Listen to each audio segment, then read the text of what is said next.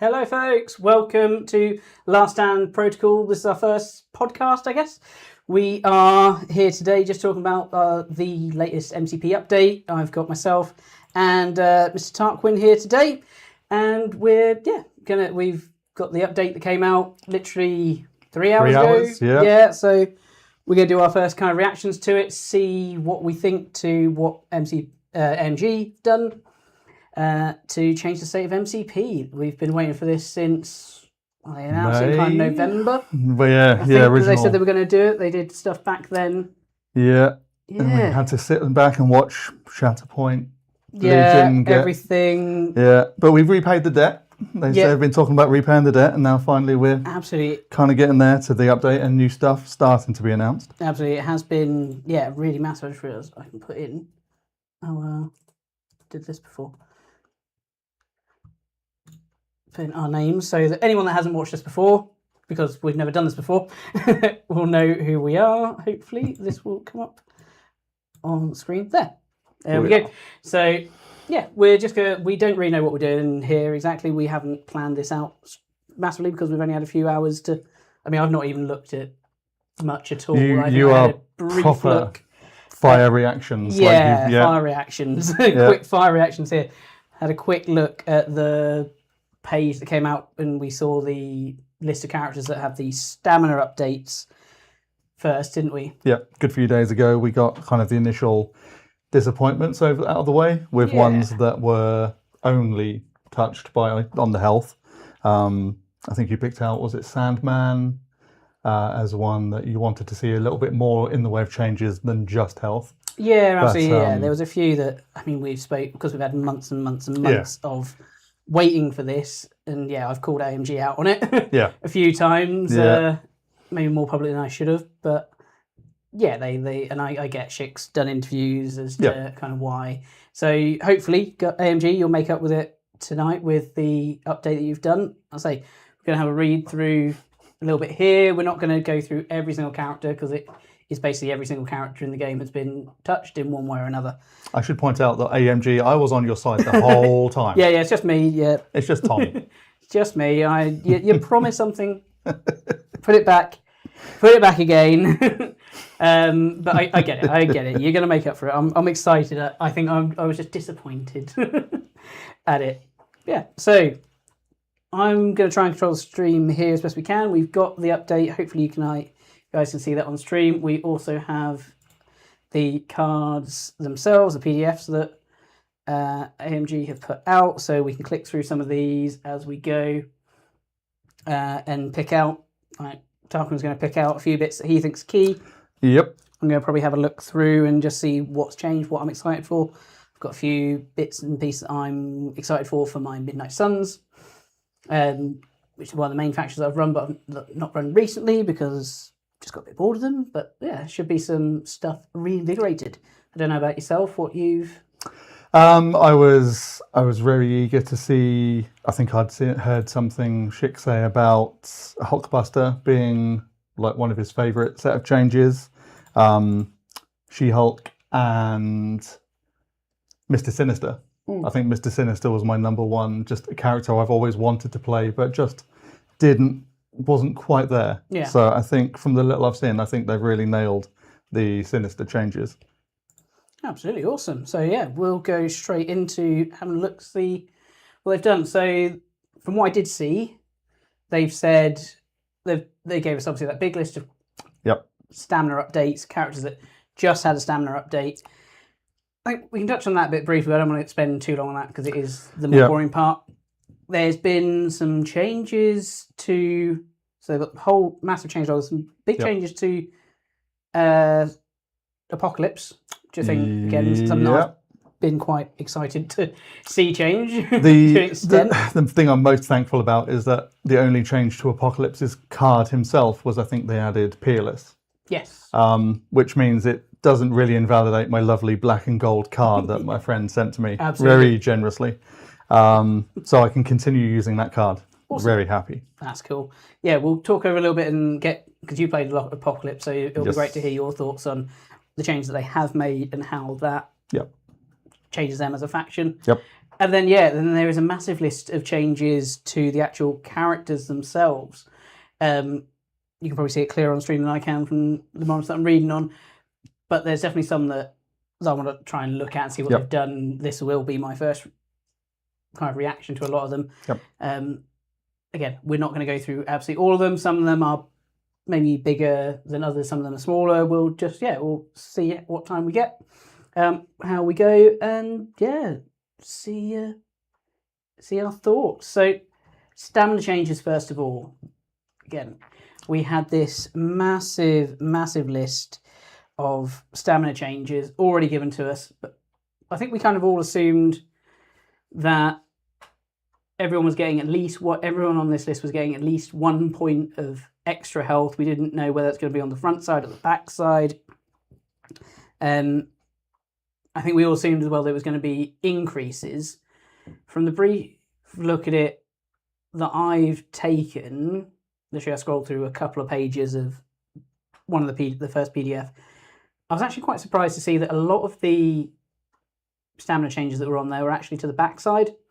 So I remember looking at it to begin with and seeing like Echo, who is a pretty new character realistically. I mean it's been a year, I think, nearly since she's been out. Pretty much. Of that, but she's made a big impact absolutely made a massive impact on the scene and taken. She was like almost another Zemo rival. Yep, very flexible character, good speed. Yep, and actually relatively tanky with her defensive stuff. She's got that pseudo stealth. She's got the Death Dancer ability to count crits. So it smooths out that dice curve. Absolutely, yeah. No, I've used her a lot. I took her to the Across the Bifrost team tournament back in January. I've used her a lot in the Criminals and the Daredevils and got a lot of use out of her. So to see that she was getting any sort of change, I was quite surprised. And so it was nice to see that she'd got a health buff. And I think, I don't know about you, but I was fully expecting it to be on the front side. Yeah. Loads of these on the reverse. Loads of characters that I'm seeing from initially, they're going up in stamina, but on the backside. So, and they're now far more tilted to that rear side. I mean, what are your thoughts on that? And how does that kind of impact? It plays towards, again, something Schick said relating to the Sentinel updates, and they're assembling the Mother Mold card, which means that games are going to be much more likely to go a bit longer to that end of turn 6 type of thing. And I think you're going to end up with a lot more characters surviving longer on their injured side, but have more of them around. And there's more adaptability in the end stages of the game of just a walk of an injured character can tilt the balance of points. Nothing new in the game, but I think there's going to be more characters still up and more of that last minute tilting of the scales there. Oh yeah, for sure. No, I absolutely know what you mean there. So I'm just trying to find, the PDF might struggle a bit to go up, but I was just trying to find that on there. But yeah, no, I absolutely agree. The change to the way, having the extra stamina on the back, the games wanted to be longer. AMG wanted to make the game longer for a long while. The Crisis update that we had recently, definitely, I've seen a lot of my games go beyond round 5, which wasn't happening before. I think especially and again, we should caveat that we're not necessarily top tier players. We play fairly competitively, I'd say, the two of us within our own group. Not razor edge sharpened. No. But we're not. We self-police. Yeah, let's absolutely. say. We've got the Spandex Ballet crew out here in Norwich, and come along to our events if you want to catch more of that. But we're not, and we like to challenge each other, but we're not dominating it. We're not going around the country and dominating. We're not everywhere, and I'm not necessarily putting lists together to try and be the most optimum. But we want to have a lot of fun. And I mean, my most recent list was how many different colours can I get in the names of characters in the roster. That was the cutting edge right there. Yeah, absolutely. So but that was actually a lot of fun. I think you found that list a lot more. Here's my Mimi list. By the way, here's Red Skull 2 and Blue Marvel. They're coloured. But yeah, definitely having the game last longer. I think I was watching a lot of games probably this time a year ago, where they were finished by round 3. Round 3, round 4 at the latest. Yeah, it was quite easy for a lot of players to just pick up, just sweep the board. Yeah. With scoring. Which, I mean, I'm right up in North Norfolk. I'm driving down. I'm spending longer driving to the game and from the game than actually playing the game. And it's still, a game's a game. But making it feel a bit more meaty is definitely a plus for me. Yeah, and it's always nice when we're only playing with 5 characters. Yeah. It's nice we actually get to use those characters. And I think when I was, again, this was probably my main thought travelling home on the bus today, where what I could view quickly was actually having buffs to those reverse sides actually means, and perhaps this is from playing Goblin quite a bit recently. I haven't even looked to see if what his health has changed. I don't know if you've seen him there at all. Not to mind, but hang on. See if you can see him there. But characters like Goblin, who goes down massively, goes from 7 health to a 5. 5, I believe, yeah. But for him to then get the extra point of health on the reverse side, possibly, then that keeps him around longer. And again, I think we're all probably guilty of going, okay, well, we daze that character in 1 round. We've got priority, so we will then just... He's now 8-6. 8-6, nice. Yeah, so hopefully... So 1 on both sides by a little bit, yeah. Hopefully we'll see. I mean, I've just brought up his old card here for people to see.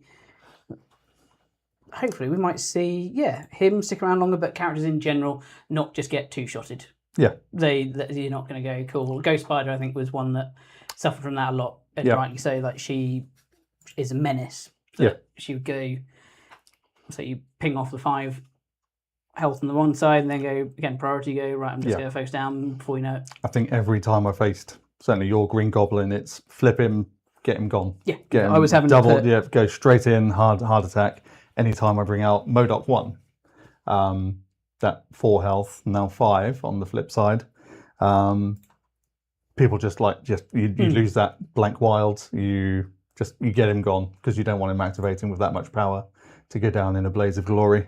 Absolutely, yeah. So we'll hopefully see these characters sticking around on the board longer, drag the game out for longer. Obviously, we know that when they're flipped, they're not counting as much for the secures. You've got characters like Wolverine, obviously, when they're flipped, can't even interact. Yeah. So there's still a lot of benefit to getting those characters dazed and getting them on their injured side and keeping them on the health side. Yeah, it'd be great to see the games go into that round 6. Yes. Often that was my main thought when I was seeing all these health changes. Yeah. And was quite shocked that it was all on the back. But think about it actually logically, like that has made a lot of sense to me. Yeah. I don't know. I know Schick did kind of allude to it might not just be up. Some of them might go down. I don't know. I haven't looked enough into it. Have you noticed anyone? From a very swift overlook of all of the health changes, they seem to have followed the same formula of characters with healing factor, characters with armor are slightly below the average, either just on average or slightly below average, to make up so that they don't feel like an oppressively tanky character. Black Dwarf, I think, was one I picked out as one who's had a change, and I think he had one extra change, not just health, but I think he's now 8. He was already pretty tanky. He was a tanky boy. Let's bring up. Again, what I can do is bring up the old cards on here. So Black Dwarf previously, on his injured side, he was an 8. On the front side, was only a 6. So he was one of those 8, I believe. Yeah, he was one of those few characters that, again, like original Steve Rogers, went up in health as you flipped him. And actually, I said that. Did Steve Rogers used to go up in health when he flipped? I believe so. Yeah. What first Steve Rogers won? Yeah. I think he was. I think he was 5, 6. Yeah. But used to be like a bit more of a good guy thing that they would have more health on the backside. I know he's now 7, 8. Sorry, 7, Black 8. Dwarf. Yep. So just the 1 point there for him. I know you said there was some other changes, but still, that's a. Yeah, I mean that seems above the curve because with the armor and the extra health as a 4 threat, damage reduction hasn't. Yeah, I think 7/7 is the new kind of base average for a 4 threat. Yeah. So to be above that and have armor makes him a blob of health to get through. Yeah, absolutely. I mean, again, going back to my Midnight Suns, I was looking at there. I've been quite excited to see Elsa get a bit of a change. Yep. And again, I was quite excited to see that she wasn't just on the list of just stamina changes. Yep. Blade was, which is great, and I think I saw that he's 6/7 now. So again, goes up on the flip side. Yep. Elsa got a buff on both sides. She is a 7/7.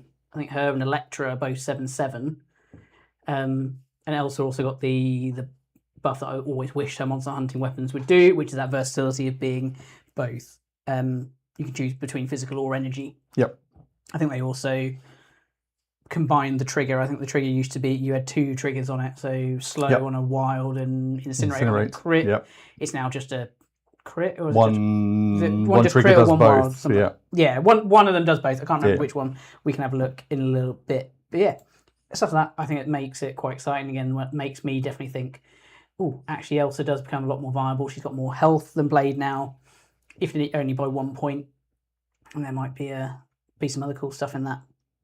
Yeah, I think we're starting to drift in some of the changes there for what we've done, and so let's have a scroll through here. It is 1 wild to give Hellfire. Just 1 wild. 1 wild. Nice. To get both both conditions. Nice. I quite like that. Yeah, I would have taken it either way. I would have been happy just with the being able to use energy, pick between energy or physical, because that's massive. I think when you get that versatility always with nice. the character. Yeah. Because she always seemed to struggle building power. I found when I used five dice at range 4. Yeah, a number of times she just whiffed. If I've got the option of being able to go, okay, there's weaker, and we all know from playing Guardians what ranged energy attacks can do. Yep. Screw you, Yondu. Hurt my boy Venom too many times. Yep. Cool. So let's have a look at there was a few tactics cards that were changed. The Weapon X one changed. What have they done to that? So Weapon X, so the leadership card was... Big improvement here, Yeah, do you want to think. talk through this one? Yeah. This one is 2 memory tokens instead of just the 1 per daze and KO. Whereas, like I say, before it used to be just 1. And before, it went on Wolverine or Weapon X, whichever character plays the card. Yeah. Now it goes on the card in the same way as the Horseman Apocalypse tokens do. So, if the character is down, or character goes away in some form, then they can still be used, even if the character's been dazed, I should say.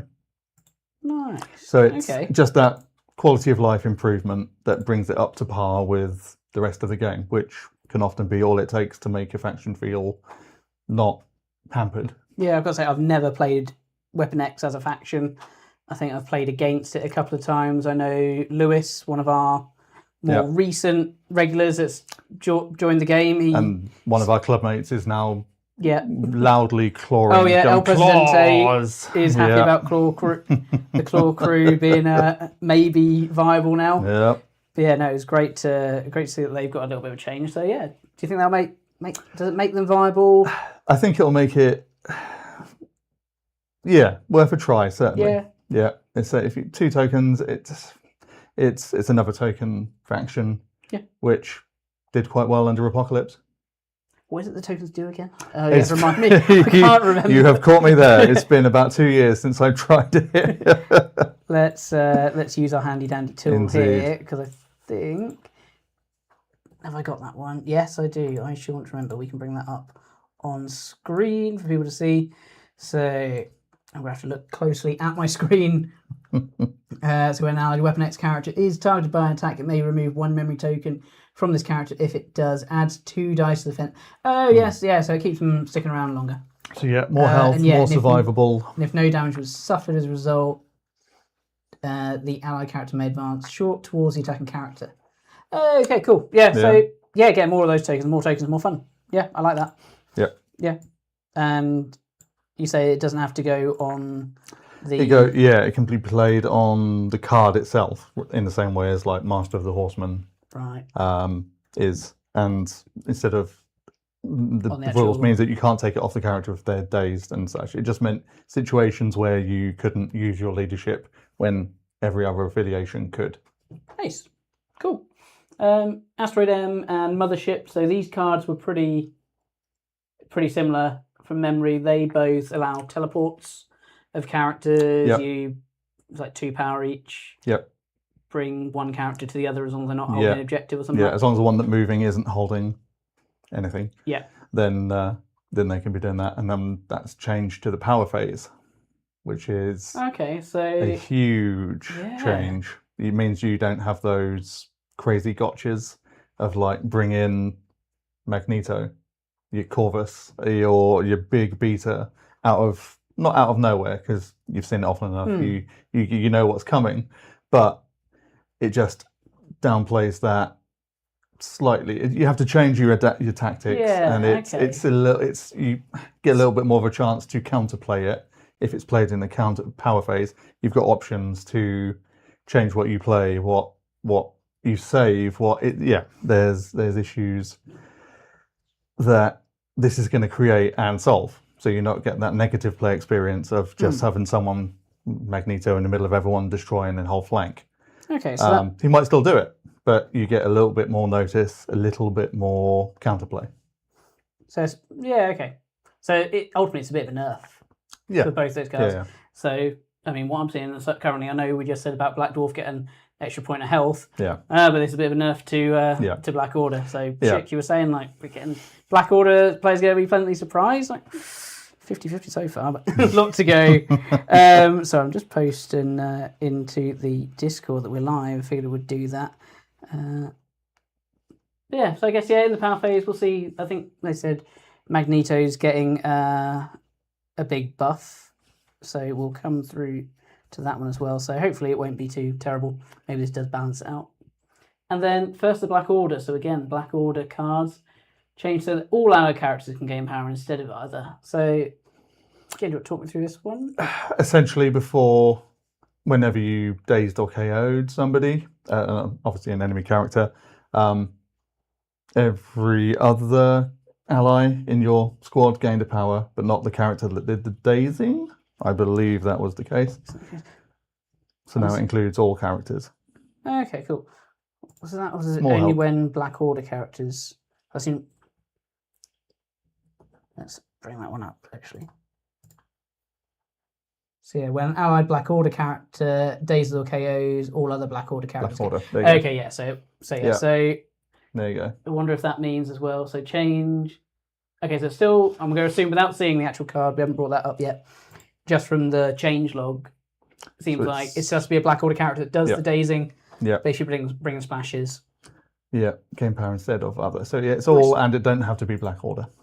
Cool, that's handy. It just brings it kind of the same as. Are you sure you want to remember? It just brings it up that into baseline level with other leaderships. Still don't think it's going to be crazy good, but it's viable. It's usable, and you're not going to feel hamstrung. Well, I think I heard a cheeky rumour. I'm sure someone posted Corvus might have gotten quite a buff. I haven't looked at his card as yet. I've seen, I need to look into the details of it. I have seen that Nebula has been added to Black Order. We've been calling for that we've been saying that both of us. Both Nebula and Gamora. I should have been, I think. But if they're going for a certain window in time where Gamora's purely Guardians, it would have helped out the faction to have those options, I think. But be able to play the Daughters of Thanos card. With that change to leadership, you can still bring in Gamora and have her feel like a Black Order character. Oh, I'm quite excited about that. Actually, just having Nebula from the being affiliated makes a massive difference. Yep. I know she can't score and things. Oh, that's going to be quite. I'm quite excited about that. So now you could do Reality Corvus, Proxima, Nebula at 10. Ooh. That gives you some options. Yeah, nice. We should have had a little light bulb. Yeah, I should have had a ding ding. That is some idea. Yeah, okay. We'll see if Thanos has had any major changes as well. We'll see if there's anything to. Again, not looked at that one yet. Yeah, so quite a few of these are going to be. Yeah, we can scroll through the document together and find out what's happened there. Oh, this is quite exciting. Yeah. So the last of the tactics cards, Spirit of Wakanda. Third effect change from allied characters gaining 2 power to allied characters placing themselves within range 1.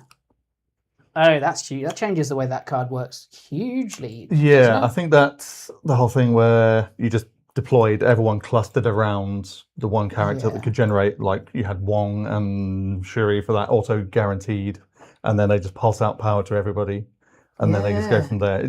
I think it just forced a very narrow, predictable style of play, Yeah. or opening play, let's say. And that's always been, from the very inception of the game, that's always been something AMG have been vocal about. Kind of shutting down you have to do this, otherwise you're not playing the team right. And it just opens it up a little bit.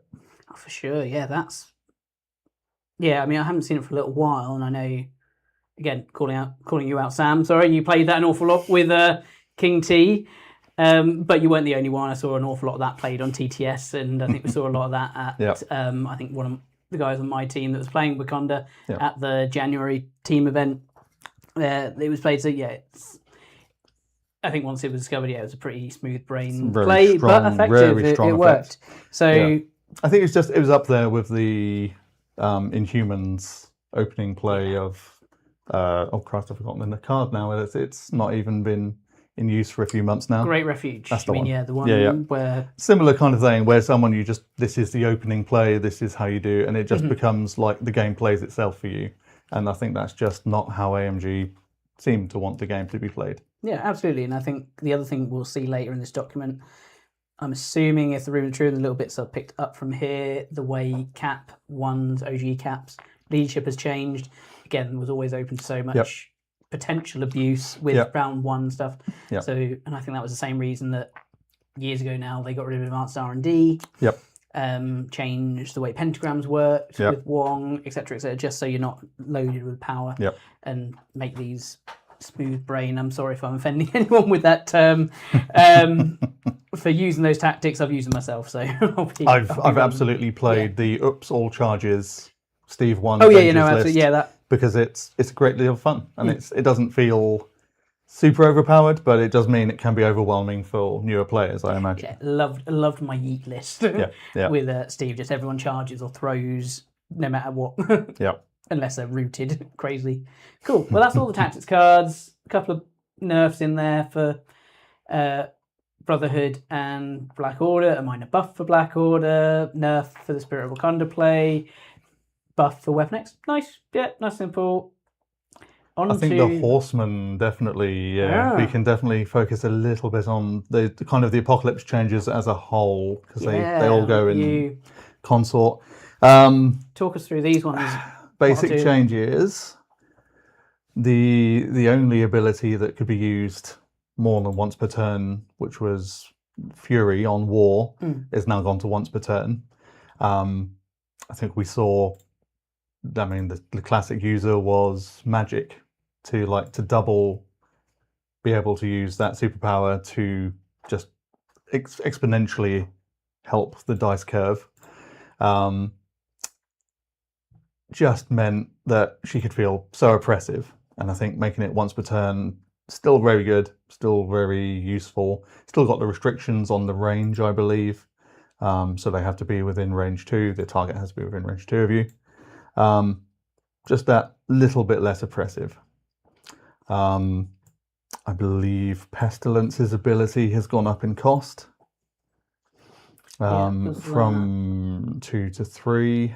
Yeah, so we've got the Fury here. So yeah, like you're saying, that's now once per turn. Now once per turn. Death. What was changed to death? Death, that's come down. That's actually got slightly improved. So that was 3 cost. Now it's 2 cost. Yeah. Other than that, I don't believe it's changed. Who was generally used as Death? That Gambit and Toad were always my favourites. There was Psylocke. I quite liked. What's she Death? God, again, it's been a while since I've used it. Mostly I use her as Famine. I'm pretty certain. I seem to remember Psylocke being the exact same setup as Gambit. Yeah. Well, I remember she could. She was 4-threat Gambit. Yeah. From memory. Yeah, so that's good. It's always really good for. I always liked it for turning Toad into a grunt hunter. Yeah. Because it just meant you could generate almost exponential levels of tokens just for spend 2 power, kill a grunt, and Toad is your prime generator. Pestilence gone up in cost to 3. It's very much a move to tone down the opening established play of Horseman, Yeah. which is Pestilence goes in, farts on everybody, and generates a bunch of tokens, which then sets up the later Apocalypse, end of round, start of round, Yeah, I've got to say, pain train. Yeah, Pestilence, I think, was always I think it was one of those ones, again, we've theory crafted so much over, and since Apocalypse's inception, really, of like what needed to be, or what could be changed there. And Pestilence was always one, at least whenever I faced either yours or Max's or anyone else's APOC list, always the one I wanted to get rid of first, because that was just so debilitating, like just going in and just bombing everyone. It helped that it was usually Beast, because he was a great one. Colossus, again, I'll spoil it now, but I think we're on the 4th update now where Colossus gets an update. Yeah. He needs an update. He's this game's Midas from Guild Ball. He needs an update every single time. Yeah, I mean, I've heard people refer to AMG as the anti-mutant gang. Like, they love Colossus. They keep changing that boy. Him and Cable, my favorite mutants from back in the day. It's there. I'm always happy to see more Colossus. Yeah. So, but yeah, no. Well, the Pestilence always seem to be put it on the biggest base character you could. Yeah. Make use of that area effect. I mean, I would guess I'd kind of hope that they'd tone the range down. Is it still range? I believe it's still a +2. Yeah. Pestilence range 2. I think everything else is the same. Yeah. It's just, It's just 3 power now. Yeah. So again, that's great. And I think some other changes to the way the Master of the Horseman card works. Yep. Now you don't start the round with the Horseman token, you get it in the cleanup phase. Nice. So you no longer have that 1 power the character natively generates, plus the Master of the Horseman power to spend on that 2 power. Now you don't even have that, and it's still higher in cost as well. So it's putting it like you can still get it, but you have to really work, and the opportunity cost is probably not worth the squeeze. Yeah, I guess it's really only going to be Pestilence bombing with APOC himself, turn 1. Yeah, is the only real one that could do it. If you've built up enough tokens, he could double walk and then do it, but then he's not doing the famine hop to get into range, to get the choosing attack, or choosing type attack, and no longer spending tokens on rerolls for attacks, because they've gone to defense only. Is that the big change? Right. And it's once per turn they can spend tokens from the card up to 3 to do a reroll on a defense only, not dodge, not attack. Just defense, not dodge or attack. Not dodge or attack. I like that. I think that was always one of my. Yeah, it did feel oppressive that they just always had tokens for days. Yeah. And the rerolls were just the thing that brought so much consistency to the faction that I think whenever I face it, it's like I just can't get through this level of attrition. Yep. I struggle to even with a bit of luck on my side, where I think I had a game at one of the Cambridge guys. Shout out to Sons of War and run some great events. I think I faced APOC in one round there, and like Mummy in Cantu, I think did like 4 or 5 damage to APOC in one round, and then followed up by dazing him. Yep. I was like, yes, okay, if there's going to be a time that's going to happen, then no, the rest of the luck just kind of turned, just because those rerolls just made it so consistent, topped with other reroll characters. That's great. We have got a comment in the chat. Dale has just asked, is Yeet Steve dead? No, I don't think he's dead. Is that a good time? Shall we start looking at some cards? Yeah, sure. Yeah, so let's bring up Steve 1. That means Wong's stock has gone right up. Sorry? Wong's stock has gone right back up again. Yes. To be able to hand out that one important power. Steve 1 should be... that's First Avenger. Here he is. So, Dale, if you're still watching, we should have Steve Rogers, or Captain America, on the page for you now. So, again, what's the changes to Steve here? The leadership has changed. Used to be you pay 1 less power to a minimum of 1 on the first superpower that you use in your turn.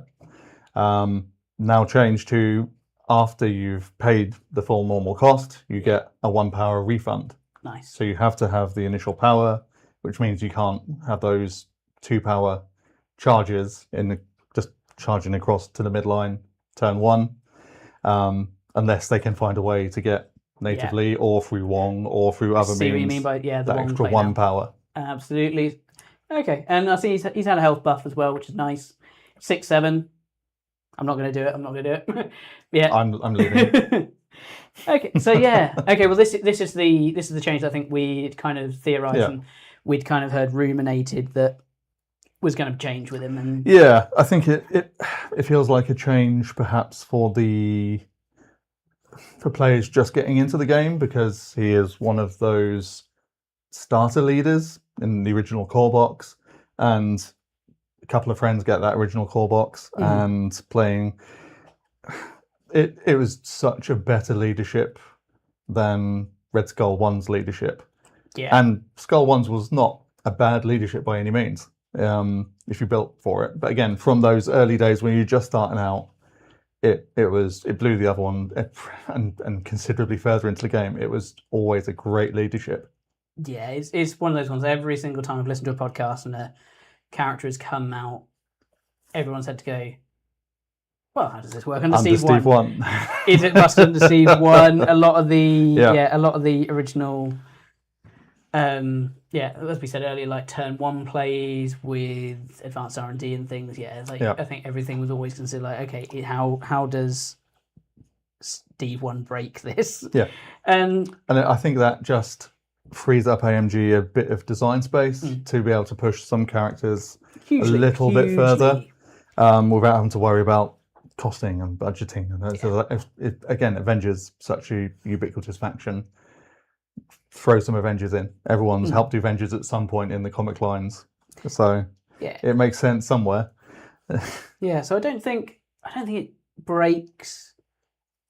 There may be a couple of bits in here that I think it might have changed and broken, which I'll come on to in a moment, thinking about it. But for Dale's made a question about the Yeet team, like the way the charge turn 1 list, and like always being able to throw. So I used to put like Hulk, Sam Wilson, Black Cat, and OG Thor. Yep. Just mean they could get those powers on. They could almost guarantee that they could do those throws, those charges every turn, because they would generate enough power, and then plus the discount. I think it just means it just slows it down a little bit. Yep. I think if you're playing right, as I say right, very much inverted in bunny ears there, I think you still maintain that same level of power that you'll need, so you should still be able to do it. You just don't do it turn 1.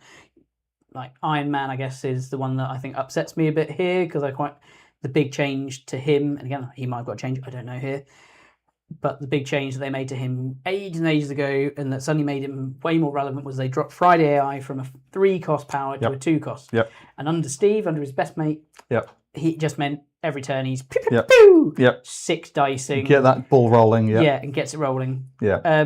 Again, maybe overstaying it there, but because he can just now spend that first turn moving the position, he gets it turn 2 for the discount if he hasn't used power already. Yeah. And just starts building that power straight away, just with his pew, pew, pew, with his repulsor blasts. Yeah. It turns them on nicely from turn 2. Yeah. But without a little bit of extra effort, the various ways, you're getting started turn 2. Yeah, absolutely. Where I do think it may have, and I don't know, I'm sure this was thought through, they've taken long enough to think it through, is this now works on the likes of damage reduction. Yeah. Bill's bonkers now under Steve. Yeah.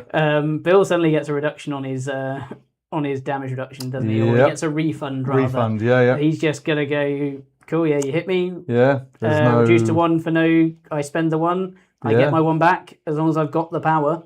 Yeah. I'm doing it for free, near enough. There's no minimum on that. That's correct. So the likes of, after the power is spent, that ally character gains 1 power. So the likes of Spider-Man Noir, the ones you reduce to 0. Yeah, exactly. That's what I mean. Yeah. As long as they've got that power initially to spend, they do it for free. They get that power back. Where previously you couldn't reduce. You could reduce to a minimum 1. You couldn't reduce to 0.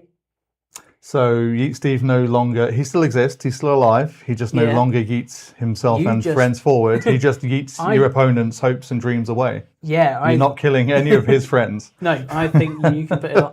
And I guess the other point now, it also works for X cost powers. Yeah, yeah, Um, totally. I think with the way it's worded, though, so the likes of Voodoo, who I'm thinking of, with his possession, I think with the way it's worded, and correct me if I'm wrong, please, YouTube, he still has to have the power to be able to. So if he wants to possess a 3 threat, he still has to have 3 power. Yep. He's just getting 1 back. So Yep. he doesn't mean he's gonna. He only needs 2 power to possess. You have 3 to pay the cost, and then after you've got to be able you to go pay through the full steps. cost, and then you get the refund. Yep. So that's interesting. That it works there. I can't. Any other X cost powers out there? Cable's throw. Yeah, Cable's throw keeps them efficient. I'm trying to think of any other ones. There's definitely some more out There there. must be a bunch of it. Bishop's throw is his. No, I think his is a straight flat cost. Yeah, I think it's just 3 or something, isn't it? But Yeah, I mean Exodus has the same cable yes, yeah, Exodus is Cable Light. throw. There's definitely some Yeah. more X costs out there. Yeah. No, I'd very say. cool. So Yeah. there we go. So yeah, hopefully Dale, that answered your question. There is Yeet Steve dead. I don't think he is. I think he just takes him a little bit, just takes an extra turn. You just spend that turn positioning. He's getting on a bit. He's getting older. Yeah. You know, he's But got again- limber up. Yeah. But again, now a 6/7, and on that reverse side, we all knew just how tanky he was on Yeah. that reverse side. Yeah. One, it's tougher to get him onto it with that shield. But now with the things, I guess for him as well, I mean, using his own leadership, him as a character, it was always great knowing that, okay, just 1 power, I can... Yeah. Or going, right, I've got 3 power, Yeah. I can bodyguard and put the shield up. Yeah. I like that it stays on you that need the- reactive. You've got to keep Yeah. active on it I guess in actually- terms of Yeah. in the opponent's turn as well. Yeah. It keeps on working on those reactive powers. Oh, absolutely, yeah, the So value it's, for it. yeah, they haven't lost that interactivity. Yeah. Helps Nightcrawler. Nightcrawler, has he got an Yeah. extra? Yeah, absolutely right, Yeah, Dale. makes Yeah, helps sense, Nightcrawler. So yeah, and I guess, and actually I say he needs 3 power. He does still only need 3 Magic power, I guess. for her limbo For step. her Limbo Steppen, Yeah. Limbo Steppen. So again, she can jump 3, Yeah. get a power back. Yeah. Nice, yeah. So if Yeah. anything, it opens up new avenues. So it's not all doom and gloom. Probably magic is going to be very good for like just a walk limbo step to place range 1. That probably gets her in range of something. She might be a bit of a safe grab of sorts. I'd have to depends on the I think thing. I don't know if it gets her quite to. I don't know. I mean, your Midnight Suns, you would know a range 1 place where it gets you. I think I don't think on a midline. I don't think. No, I don't think it does. I think you still need a medium base. Fair enough. I think it was always a medium base. It's been a while since I played Blade now. I think that's why Hela was always the Hela or Strange with the Soul Stone was always the and then Bill was the midline grab because you could bump, move, grab, move back. Yep. I think Magic has to play more tricks with Fair. doing. Yeah, I think Magic has to do a few more tricks to be able to get there. So yeah, Nice. but no, that's cool. Right, so we've got a few. We've got a whole load of other characters to go through. I've just put it up there. What ones? So yeah, what ones have you been excited for? We looked at Steve Cap. Colossus. I mean, we can cover Colossus very quickly. His terrain throw. He's in the Terrain throw goes down by 1 power from 3 to 2. So he's going to be smashing more terrain around. Where is he? Here he is. Yeah, we mentioned him earlier. He's always a nothing crazy, but the number of times that I've ended up with just 1 power short to have his like dream turn. Yeah, and this turns it on. It's absolutely. So that was all that changed on his card. That's all that changed. Did he get any more health? No, I don't believe so. 7/7. I think he was So that before. Yeah. So that's nice. Actually, I think the one we need to go to, and again, I think a lot of people. I know stamina did change. Sorry, yeah, I think he's gone up from 7/6. Okay. Yeah. Nice. So he's a 7/7 now, which is pretty standard for a 4 threat is now. the new basic. Plus, again, they're kind of like Black Dwarf.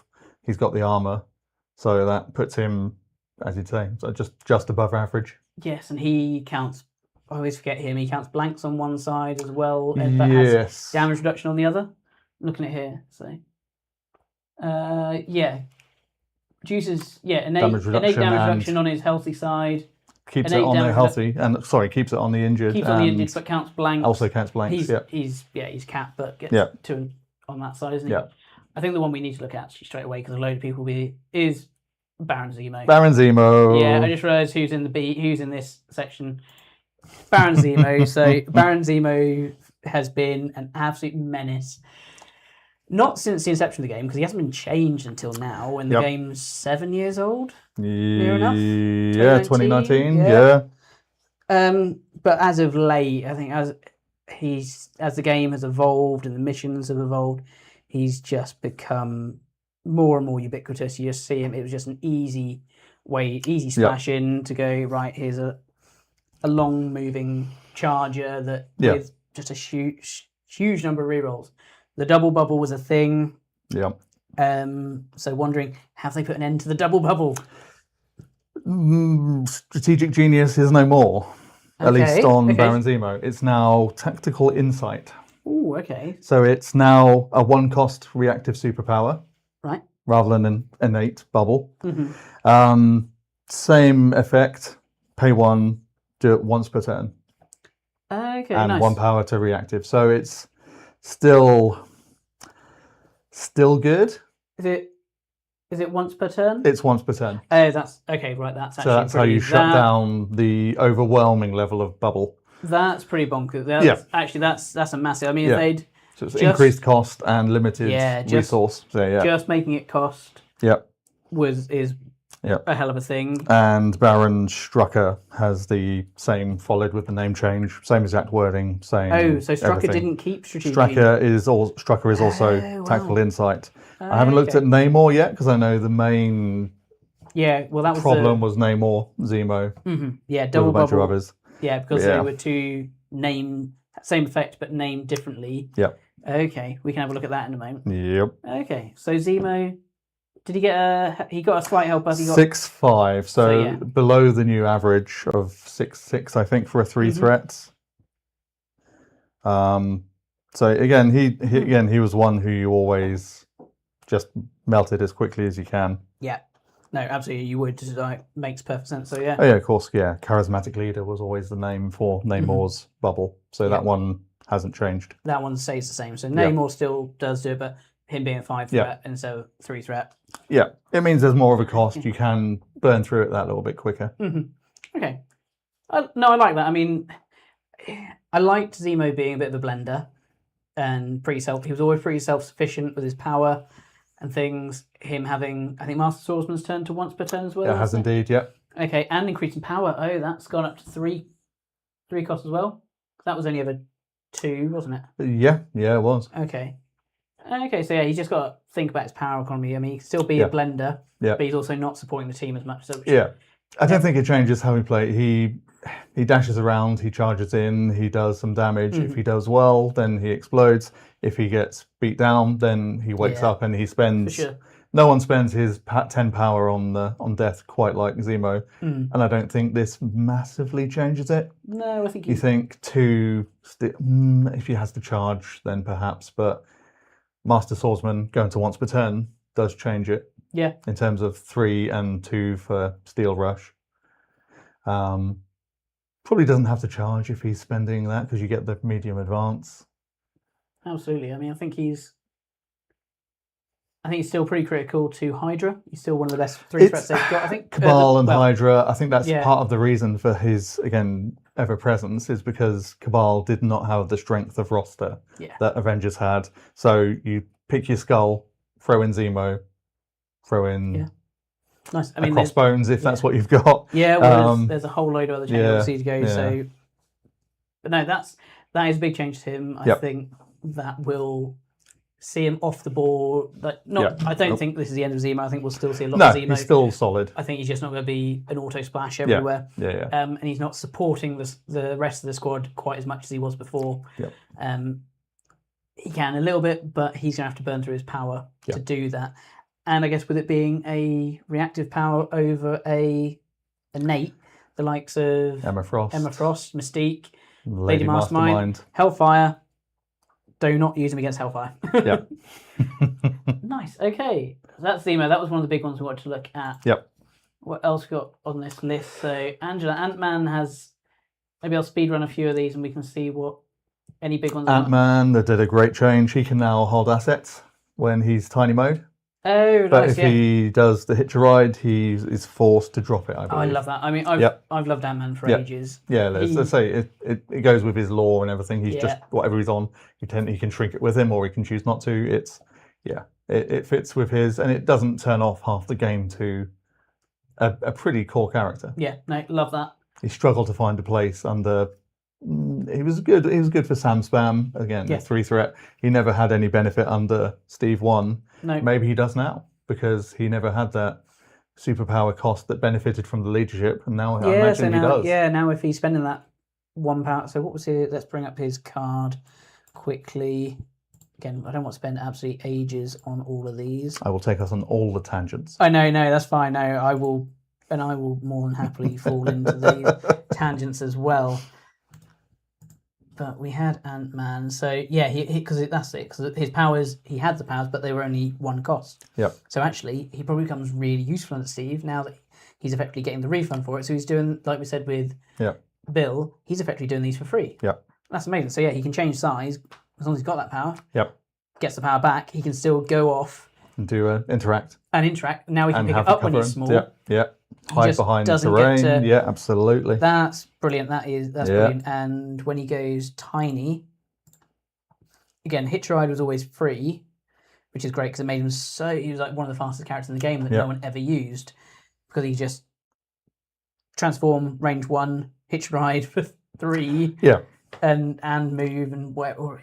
So yeah, he's not spending anything superpower wise on that side. But he's then got the power to... Yeah. Again, it follows with AMG's many changes to stop them running off into the sunset with an objective. If they're going to travel that far, they drop the thing they were trying to leave with anyway. Love that. Strucker, we said he's had tactical insight, same as Zemo. We just said Zemo. Apocalypse, we touched on earlier, said the only thing change to him is Peerless, but obviously he had big changes all around him. Yeah, all around with the Horseman, which I think definitely...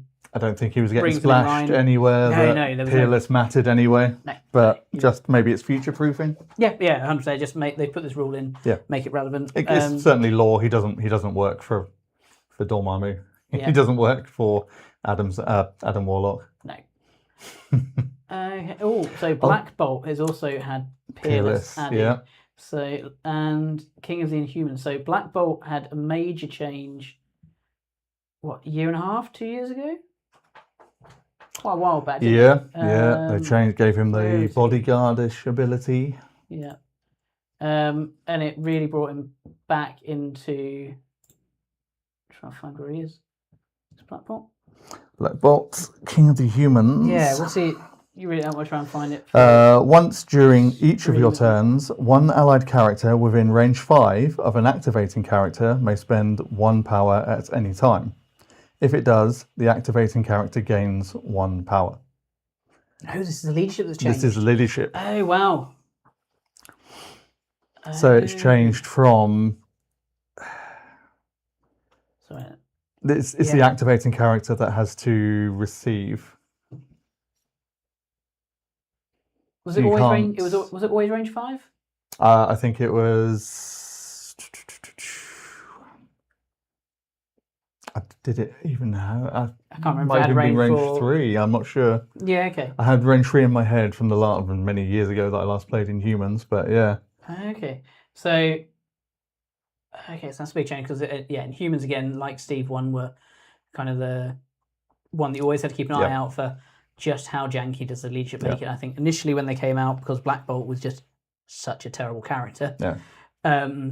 It didn't receive as much love as Steve, but now after Black Bolt getting a massive buff, and like we said earlier with the Great Refuge card, and also some other really cool affiliated characters like Gorgon and Karnak when they came out, it started seeing a lot more love, and that just gave him so much flexibility moving that power around. So I guess now it just forces you away from... loading all the power onto one late activation. Yeah. You can pass power to enable an activating character, but you can't load up and break your one splashed in giant blue marvel. Yeah. For that example. makes sense. So, yeah, insert splash of the moment there. Yeah. Okay, that makes sense. I like that. Yeah, that definitely does make a big change and smooths it out a little bit. Oh, I don't know if that's even a bit. It's actually even a little bit harsher than Steve's one. If that really does change the way that Inhumans play. I've not played enough Inhumans, or played against enough Inhumans really to understand how that changed. But I know that is a big. Yeah, that definitely, like I say, definitely does change them quite a bit. Okay. Otherwise, his card says he got Peerless. Peerless. Okay, so I think we're gonna. I have to rethink about how it seems Peerless is going around quite a bit. So I have to see how that. Same, I believe. Yes. Yeah. There's a few. Few I've seen. Yeah, Peerless. Didn't get any update. Black Dwarf. We said Brutal End. That was his spender, wasn't it? Brutal End for Black Dwarf. Yeah. Down. I would have liked to have seen more, but I'm happy with him in his role as super tank. Yeah. No, I agree with you there. He's still a speedy fella, just like big base, even on a short move. Mm-hmm. He the number of times that I won a game back in the day of just double walk throw a character is still a great activation. I would have liked him to get a charge rather than spend an action to gain dice on the next attack. Yeah, it never felt very efficient at all. I would have liked a short move charge would have been I think fine, but I don't think that's what he's meant to be doing. He's a cheapish point sitter for and Black. He's got a bodyguard as well, hasn't he? Bodyguard as well. So I guess that's more of his role. He calls a stagger on that. Yeah, he does stagger on that. Good attack. Yeah, it's like 8 dice or something, isn't it? Yeah, he can soak up a lot of lot of attention. Cool. No, I like that. We spoke about Cap and his changes. Clear stamina change. Bit of extra range. Extra range on the claws. Won't go into deal that. She was getting pretty good even from the last round of changes, I believe. Yeah. It made Convocation, pretty nice. She was, I believe, a good defender. Nice. Yeah, I mean, she's not set the world on fire, but I quite like her. Yeah. Corvus. Let's quickly look at Corvus because we were saying about Black Order getting some love. So I did hear that he did receive quite a change, but just got to find where he is. Do you want to read off what his changes were? Have you got it there? Stamina changed. Doesn't say what to what. Atom Splitter Pursuit Trigger updated to require hit instead of a wild. Okay, so that basically doubles the odds of it. Glaive's Edge updated to place within range 1 before the attack. Okay. Does it? I believe did it have a throw on the trigger, and then you can place after. Okay. So Glaive's Edge. Oh, this Glaive's Edge was yeah. Okay, so place count. Oh, so this is changed quite a bit. So hasn't it? So Glaive's Edge was. I thought that was the name of his spender, but totally. Death Blow. Yeah, so place within 1 of the current position. Then this character may make a strike or death blow. During that attack, the character adds blanks in its attack roll to its. Okay, that's pretty good. So this one previously, if I remember right, then this was his. You count shields as well. I think in the roll. Let's find him in the. Find old Corvus. Let's find old Corvus here. So I'm pretty certain this was his count shields thing. So old Glaive's Edge was during the next strike or death blow attack of this character's turn, this character adds blanks, adds blanks in its attack rolls to its total successes. Okay, so now so he's still getting that, but he gets to move place as well. Yeah, and a mini charge. An action. Yeah, obviously, which makes sense because it's moving him and combining the attack. Yeah, becomes a mini charge, which I think is action economy. One of its current position, right? Not one of the model. Yeah, for the attack. Yeah, okay, there you go. Yeah, it gives them a bit more maneuverability. That's nice. I think the biggest thing which we can check in a bit is if I think we need to check see if Thanos has changed. By all means. I Let's have a look. I don't believe I saw anything for him. Nothing on the list. Nothing on the No list. changes for Thanos. No, okay. So Corvus is still having to spend money on the reality gem. Yep. That's a bit disappointing. Yeah. Who else we got that it was in Black Order that is maybe has Proxima received an update? Stamina changed, extra dice on her spender. Okay. Ebony Moore? Extra stamina, I saw. I don't Was he think just there stamina? was too much else. He's only No, stamina. he's just stamina. Yeah. Okay. And I guess Black Swan and Supergiant. We would have seen him on the list. Supergiant. Yeah, we've always seen.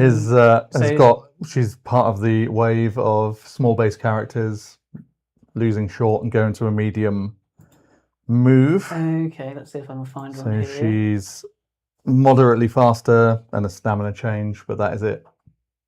Oh, so she's not really had... No, not enough to get her back into the meta, I don't think. Okay, that's... It felt like she needed a complete rework. Yeah, I thought she was going to be one that had a complete rework. So is that just all she's had? Stamina Or change, she's got speed? stamina change, speed change to medium from short. Okay. Well, never mind. Okay, Black Order, maybe... Well, I guess, again, if they're getting Nebula and Gamora as affiliated, that changes quite a bit. Gamora, I don't think. Sorry. I haven't seen things, just Nebula. Okay, well, we'll look at okay. I haven't seen the affiliation document fully, but I did see somewhere that Nebula was added. Okay, nice. Well, okay, maybe they do. Maybe that is enough to make us happy. I was really hoping that there might be more of a change to the way the gems work, but never mind. We don't get everything.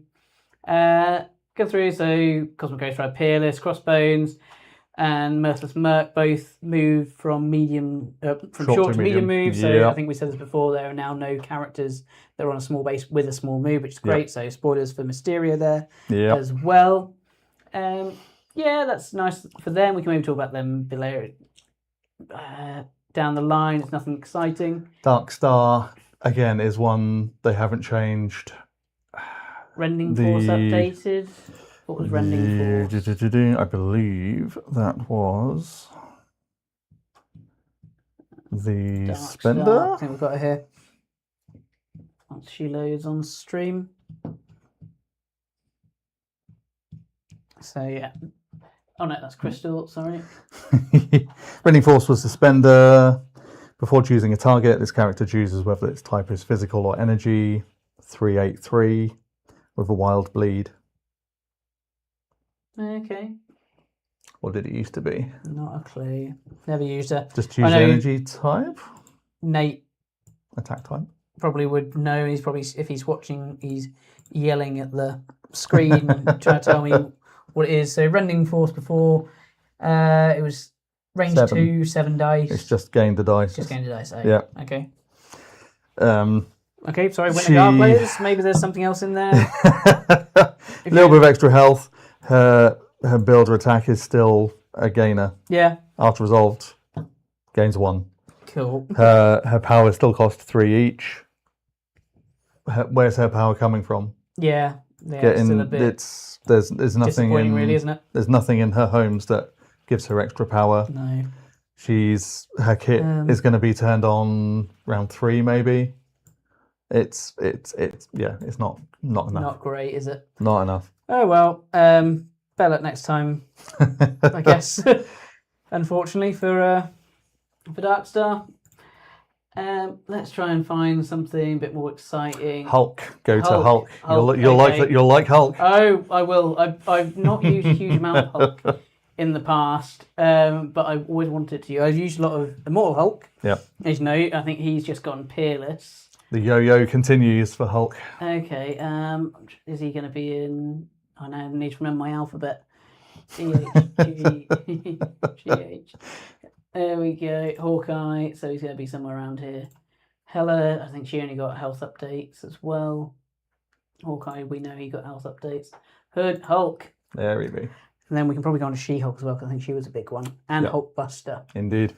Let's get the Hulks out. Yeah, talk me through what's changed with Hulk then, please. So Hulk Smash has been updated to automatically throw, as opposed to requiring the wild, I believe it was, which is a nice buff. Yeah, that was always a bit disappointing when it didn't happen. Gamma Leap, his place, is now 4 power from 3. Ooh. So... Because he gains... He starts with 3, could always do it. Now he can't. Doesn't even get the help from Steve 1 because the leadership has changed. So he's, without help from Wong, he's not getting his leap place in round 1. And his throw, strongest one there is now terrain only, as opposed to character or terrain. That's mental. Yeah. Wow. Yeah, he was always just a massive... just cleared the board because his builder just pushes 7 dice pushes on a wild, which is fairly reliable. But if you did mess up, you could just Okay, so is this? He's still got the push of any size on his strike. He's still got he's got the auto throw on you've got the auto throw, Smash. But now you're not going to be able to displace 3 characters. In one activation. It is a long throw now. I thought it was always long. No, it wasn't always a long throw, was it? I mean, it's Hulk. No, he was definitely not he wasn't throwing long before. I think maybe sure it was medium. Let's have a look. Let's bring it back up on screen. There we go. Strongest one there is. Yeah, that was a medium throw before. Okay. Fair. Because I think it was only. I'm sure it was only. Long is good. Yeah, so long's good. Terrain throw, that's similar on par with Ebony Moore. And I think, who else had a long terrain throw? Was that Fat Thor? Yeah. Do you have a long one? Nova? I want to say Nova. I could be wrong on that one. There's been creeping in an increased number of long terrain, but it's only ever terrain throws. Juggernaut. I was about to say, Juggernaut's card is about the only, I think it's the only long character throw that I can think of. Yeah. Okay. See, I would have expected them to put the cost of, if they were increasing the cost of a power, I thought it would have been the throw. Yeah. Put him on par with iHulk, who spends 3 on both. Yeah. I mean, I know iHulk's still an extra threat over him at 7. If all iHulk has received is Peerless, then I'm quizzing with iHulk. Okay. Yeah. It's a thing. Slightly disappointed on that, I guess. Again, just tuning down that turn 1 a little bit. Yeah, so I'll bring that back on screen for people to check. I don't think he was it's not like he was getting into enemy deployment or anything like that. They didn't feel overly oppressive. It's Hulk. He should be kind of thrown into the middle and cause as much mayhem as possible. But game balance is a thing. Yeah, I guess it was weird to kind of see Hulk smash. Yeah. The whole, just in general, Hulk being a smashy character, being the one that you relied on for displacement. And you worried about Hulk as much as you worried about Ghost Spider to an extent, in that he would leap, push 2 characters with attacks, and then throw another one out. Yeah, I would have liked to have seen just a slight sharpening on his damage side if we're going to take down his control side, just to go more to that flavour. But well, no. Still very playable. I think still useful as a Steve. Yeah. Okay, let's try and pull up She-Hulk, because I've heard she's had massive changes, and I haven't heard what they are. So let's see if I can find her in here. So, well, that's the bigger one. She's got 2 sides. We've got new artwork. Yep. Potentially the reason for the delays, if you believe what you hear. So all of the artwork that got dumped. And they have. I wonder here. So, and this is really real tangenty thing. The artwork. She's kept the same front side artwork that she always had. It was Gary Daniels III that did that. I can see here Gary Daniels has been back and done the flip side. I wonder if he always had that artwork done, or if they had to go, Gary, you know how you did that She-Hulk picture for us a while back? Just flip through your notebook and find something for us. Can you do another one? Completely completely off top of that. Okay, talk through what are the changes? Physical defense up to 4 from 3. Makes sense, yeah. So yeah, nice. Certainly more survivable. Now has healthy injured side. The defense rests has been updated. Nice. Was that her throw? No, that's her spender. Yep. It doesn't say how. I okay, wanted so- to discover this one on the fly as Lovely. So, range 3, 10 dice, 5 power.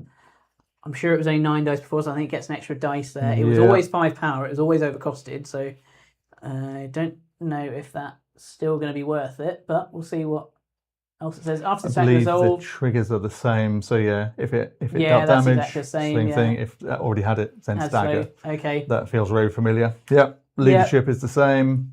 good, because A-Force didn't want to lose that. Yep. That was always a And- solid leadership. That's maybe now one of the Um, better power leaderships now. Black Bolt and Cap have been changed. Yeah, pretty much. Yeah, probably the fewest restrictions on it. Yeah. And gamma transfusion has been updated in some way. During the well, I guess they had to take away the ability where Holt's was that. I think it was that Yes, where I think yeah, it was when if you. dazed then KO'd. Yeah, Yeah. that makes a lot of sense. I think the rest is the same. So yeah, it's now just during the power phase, character gains 1 additional power.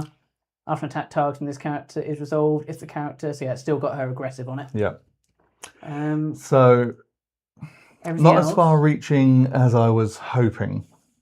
Yeah. I wanted her to have Colossus's bodyguard ability, just to give her a little bit of agency, so that she, again, if she gets ignored, if she gets displaced out of range of bodyguard, she has no say in it. If she Yeah. has Colossus's bodyguard ability, she can get herself back into that range and always be in consideration for the opponent.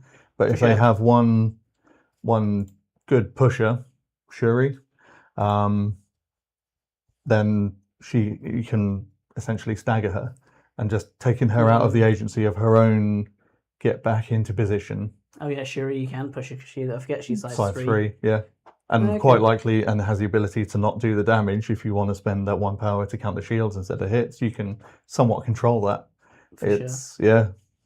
Yeah, I mean, ever since we heard this rumor that she was going to get, and clearly it's true, that she was getting a flip side, I was in 2 minds about it. I liked that the Hulk characters just had this one side and kept them going. I've used She-Hulk a little bit, not a huge amount, maybe like 10 games. I haven't hugely used the A-Force leadership. I love the leadership when I played against it. I think it is absolutely brilliant. And I think now the likes of her and Charles, Professor X, the way they can pass power around, maybe even Cyclops inadvertently gets a buff that way. With how the power leaderships work and rank, perhaps. But yeah, I think that defense rest is great that it's gone up in 1 power, gets an extra dice, but it's just so expensive. For her to, and she wants to spend it on. She wants to be spending 3 power turns. She wants to be throwing people. She wants to. I guess she doesn't necessarily need to. Again, it's the curse of having a good power generating leadership. Your costs are going to be that little bit higher to feel that you're not doing it multiple times. Yeah. Like if it was 4, then she's getting her. I know it's a cost 3 for the throw. So yeah, you think like double spender and then the 2 cost throw. But yeah. And the builder's still in range 2, so she does need to get up close quickly. So she wants to kind of just double move round 1. Yeah. I know she's got special delivery hasn't been changed, which it's solid. still reliable. So yeah. I mean, maybe the flip side, having the flip side, I think is a big change. Like, it does mean that she can't just be focused on, and once she has like. And there are the tools to stop that displacement. You've got your Indomitable, you've got Stalwart Determination, which so A-Force does have the tools to stop the counterplay that we were speaking about. So I think she's in a pretty good place. Having the healthy injured side means that she doesn't just become a condition magnet like she used to, and then just gets evaporated. That is an absolutely valid point. It does. I forget that that's the thing. Like you can just load them up with conditions, and then she's just a very sad girl, isn't she? Yeah. Slower, shocker, Yeah. incinerator. Yeah. Cool. Well, that's good. Right, if we continue with the Hulk theme, Yep, Hulkbuster. I'll look at Hulkbuster. He's literally next on the list here. Nice. So he was one, and I'm really upset that I still not painted him because he was one of my favourite models when he was released early in the game. I remember one of my favourite paint jobs that I've done. Yeah. And just how I discovered the whole paint, just prime the whole thing metallic and then do a contrast paint over it. Gives a great effect. Yeah, I think he's an absolutely brilliant model, and I actually really enjoyed him in the game. Again, you can run through the actual changes with me in a moment. I thought all he really needed was, beyond the leadership change, which was just the leadership didn't really exist in my eyes. Just changing how his damage reduction worked, because it was like the weirdest timing damage reduction in the world. It was like you had to pay for it before you even took an attack. Yep. Whereas every other one in the game, I think, because it also stopped you being pushed or something. But yes, you've got half of your wish. Okay, right. So the leadership has changed in that it's gone. I was going to say, it is no more. Yeah. it's not there anymore. I imagine that came about because of the changes to throw damage. Mm-hmm. So it just meant that it just got more and more. You just had him as a pocket pick for any kind of throw heavy opponent. Yeah. You were never going to take more than one damage from a throw. And probably based on dice averages, not even that. Maybe it just meant a negative play. No one was really taking him for his leadership anyway, like you say. There's one apart from in that very corner case. Yeah, I know Leon. I think will be very Yeah. sad. I'm probably haven't seen him pop up on the Discord yet. But so Built to Take It has been reworked. So now he just gets the flat 1 damage reduction always. Okay. Built to Take It is now, if you're going to get pushed, he's got Indom on tap. Right. Okay. So I was looking at Built to Take It here, and I was like, well, that's just, there is no damage reduction there. That is just 2 power. Yeah, 2 power Indom, can't be pushed or thrown. That's nice. So Hulk scale armor is where the armor effect has been added and includes the extra power generation. Lovely. Okay, that's cool. So he gets that. No changes to his attacks or his defense. Oh, he's got extra health. Extra health, yeah. Yeah, as well. Well, I guess we should have expected that. Everyone's game. 14 and 6. That's nice. Yep. And then Mini Iron Man has got considerably better. Yep. So what's little Tony? Bit of extra health. And he's had the Agile Armor innate superpower added. Oh, nice. So he can reroll 2 dice. Oh, he's a web warrior. He's a web warrior. Oh, they made Tony a web warrior. Yeah. Yeah. All that time, like cameoing in Spider-Man's films, he picked up some tricks. Oh, excellent. Okay, so new plan is still the same. That is, that's not quite Gambit. It's slippery, essentially. It's slippery, isn't it? Yeah, that's it. Pay 2 after you get 10 damage. Yeah. Parting shot was what I was thinking of. Yeah. Always have a backup is still 10 still power. The same. Yeah. But with more health, he's still getting. He gets auto. No, he doesn't get auto rapid fire. Is it still on a hit or is it on a wild now? Looks to be on a. It's on a wild one there. Okay. So was that on a hit before, like every other good rapid fire? I thought it was. Let's have a look. I thought it used to be on a hit. I thought it used to be because that was how I was like. Oh no, it was on a wild previously. Okay. Fair. I say it wasn't mentioned on the list of changes. No, I thought it was on a hit before because I was thinking like that used to be a good way of him. Yeah. Because he just gets an auto power from that. Just there's 4 power in his turn. Yep. Plus getting hurt or starting with a thing. Yeah. Okay, so you might still get Hulkbuster back, but I think it's still going to be unlikely. It's the same timing problem. Like you can summon him back. By the time this Hulkbuster goes down, it's going to be round 3, 4. By the time little Hulkbuster gets the power to play it, you then summon him back in. He gains an activated for the game to end. Yeah, at best. Even with the game going on longer, you can maybe get him back round 6, and then the game ends. Yeah, because almost certainly. So he's the only example of when a character flips. Yeah. He doesn't keep power. I love the idea. I love the flavour. Absolute flavour win for this power, but I've never seen it played. I've never seen it come off. No. It never happens. So I would have liked to have seen the resummon Hulkbuster armor pieces back in a different way, like just an auto. He comes back in 2 turns. Yeah, if maybe. they focus that much. Maybe that's too powerful, but again, it's going to be around the same time of the game that it's going to happen. Mm-hmm. And at least maybe you get one big activation out of it, as opposed to this, where you just never will. Yeah.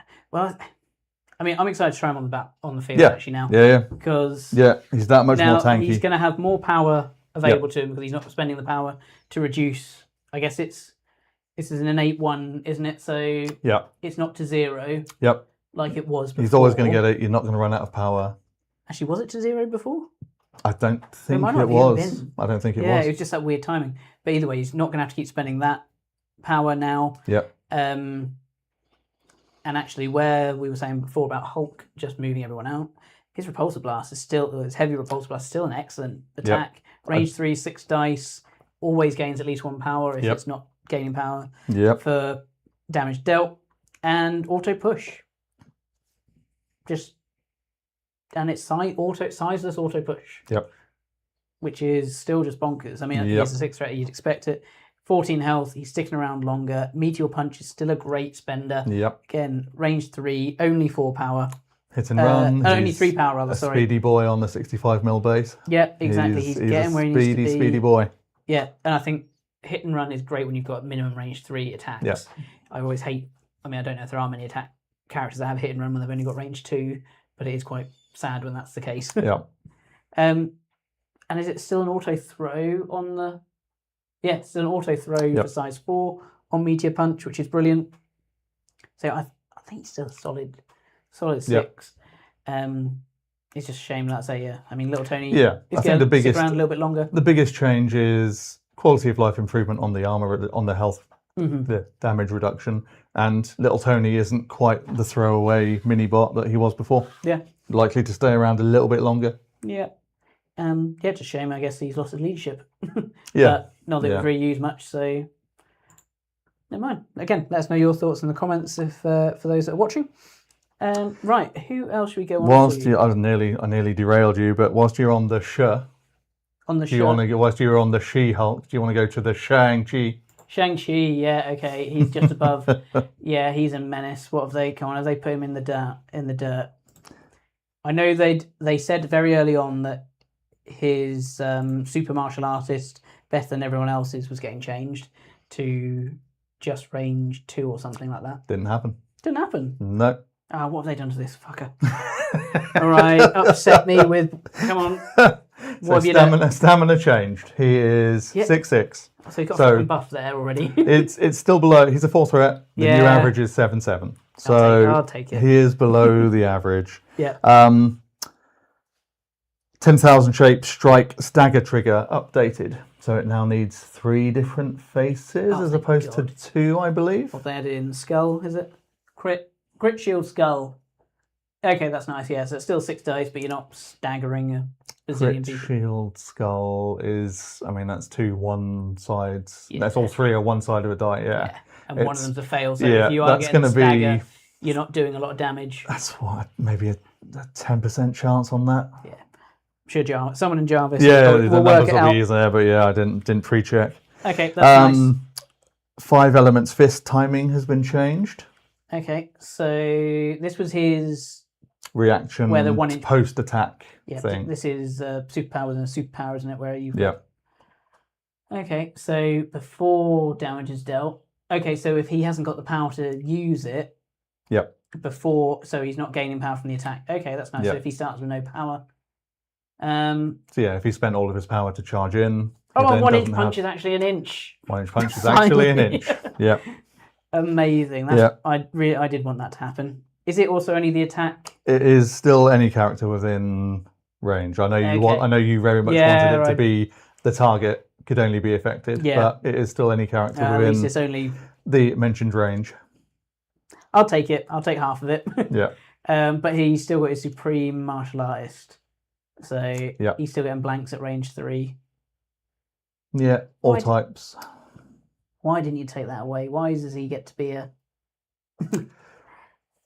better martial artist? Because I suppose he is better than Iron Fist, lore-wise, so they couldn't, if they weren't going to change Iron Fists, then some story power still exists. Oh well, we'll take it.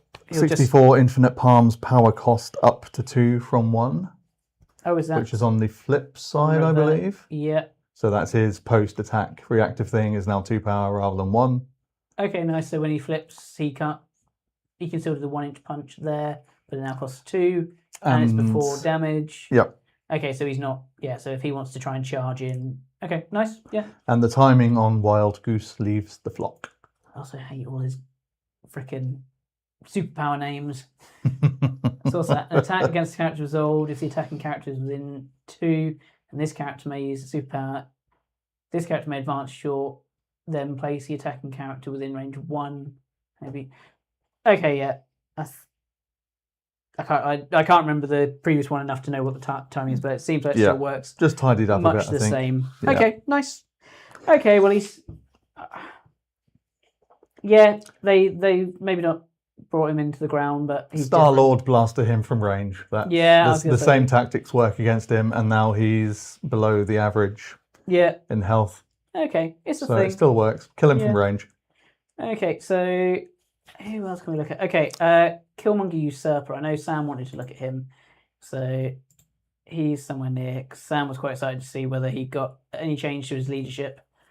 It certainly says leadership timing updated. So I imagine it's come into line with Dormammu, the other cleanup phase. Okay.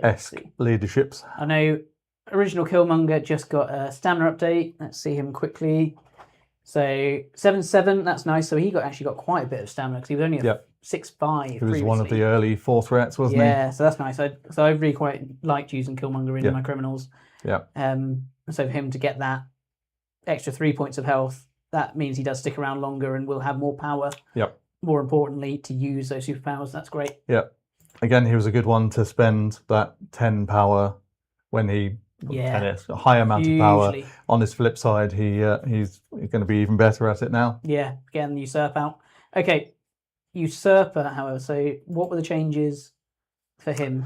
Stamina change, so I imagine he's also 7/7, the base for a 4 threat. He is, yep, same. Covert weapons updated. Covert weapons, what's that? Is that his... Some second attack. Okay, yeah, so range 4 dice. Gains 1 power, can't modify defense dice. Okay. Don't know if that was the same before. Let's load up the... You might be the first person to ever look at Usurper's card. Yeah. This is a MCP first. We are looking at Killmonger Usurper. If the target's within 2. Okay, yeah, so it's just any range. Nice. They don't modify, which makes sense. I mean, that's in line with the likes of Bullseye on Echo and Prowler, Yeah. Okay, what else does it say? Leadership timing updated. I imagine that's just a time tidying up. Okay, so it's going to do much the same thing as it did before, I assume, which I can't remember what it even did before. During the power phase, choose up to 3 allied characters, give each of them a herb token. When the character with a herb token attacks during the create attack dice pool, it can spend its token to add 1 dice to the attack roll. During the cleanup phase, remove all herb tokens from non-dazed characters. Any character that has a herb token removed in this way suffers 1 damage and gains 1 power. Okay, so I presume that probably just... Again, that feels like the feels bad way. Yeah, the cleanup phase is... You'd imagine it would have gone to during the next... Well, yeah, so previously it was when... at the end of that character's activation. Okay. So I guess at this point, if you don't use a herb token... and they you would at least still be around to score, perhaps. Okay, yeah. You're not. Yeah, I suppose the way it works. Yeah, power phase to power phase. But yeah, sorry, Sam. They didn't really change him massively from the sounds of it. Yeah. I mean, the change to the covert armament is quite nice, but. And Untamed Force was updated in some fashion. Okay. After an attack targeting this character is resolved, it may use this superpower. If the attack is within range 3, this character may make an attack that has a power cost of 0. Okay. So once per turn, so he's got a clapback. Yep. Did he have a clapback before then? What was it before? Let's see. I need to... Sorry, I can't quite see it on my screen. Let's close that. And that. Okay, so he can use either. So before it had to be the vibranium weapons, now he can use the Can be covert a spender. armament. Nice. So that's okay. So yeah, That's- he had the clapback before. Just he can now use. He's got a bit more flexibility on it. Okay, nice. That's usurper. I still don't think we're going to see that leadership, unfortunately. But whilst we're piling in on, was it Sam? yeah, I was going to say we're going to look King at King T'Challa. T'Challa. I think I heard a couple of rumors and words were spoken about what King T does. Sorry, Sam. Yeah, sorry, Sam. We have. I know we've called you out quite a bit for using King T. I think we have. I've definitely called him like probably the preeminent 5 threat in the game. Yeah. Definitely the most killy 5 threat out there. Up there with Red Skull 2, certainly. Yes, who we can look at next actually, because I'm quite intrigued to see what they've done to him. I think you've already looked at him briefly. So yep. Okay, talk me through King T'Challa. Bound has been changed to 2 rerolls instead of extra attack dice. I like that. So doesn't have the explode potential that he always seems to get against me. Yep. And Defender of Wakanda, which I believe is his power generation when an ally gets attacked or damaged. Yeah, that was the Ghost Rider. Yep, that's now once per turn.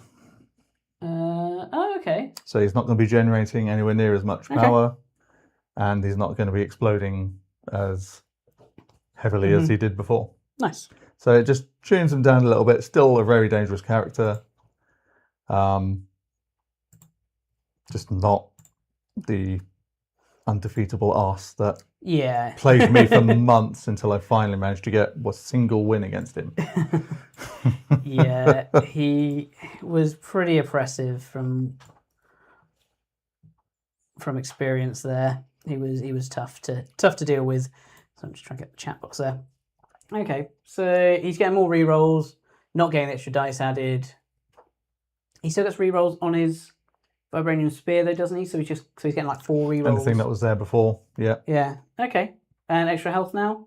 7/7? 7/7. Was he 7/7 before? Doesn't mention a stamina change, but yeah, I think he was 7/7 before. King T'Challa. Let's bring him up. 7 on the front and 7 on the back. Yeah, so he hasn't had a change there. Yeah. Nice. Again, apologies, Rory. I've just seen your message that you sent. Any idea how Black Bolt's leadership has changed? Yeah, we went through that earlier. If I've missed your message here from that. So there is now a range on it, we think, or a range 5, and it has to be the active character that receives the power. So there's no more piling 4 activations of power into one explosion splash. Yeah. So yeah. So more spread benefit, less pooling of power. Yeah, definitely. And he also got Peerless, I think was the other thing for him, wasn't it? Yeah. Nice. Okay, we said Red Skull 3. That was who we're going to look at next. 2. Red Skull 2, rather. Red Skull 2, Master of Hydra. This is the one with the grunts. Yes. So, again, remembering my alphabet, R becomes before S. If I could pat you on the head, I would. Thank you. Here he's right at the top. That was it. Okay. Same artwork. That's a shame. The big one. Didn't like his artwork. The big one. Empowering Gauntlet. 2 power to count blanks. Is now 2 power before you explode crits to count any skulls as crits. Okay, so this is very similar to Red Skull 3's Red Skull 3's leadership, essentially. And similar to Malekith's Cloak of Shadows. Yep.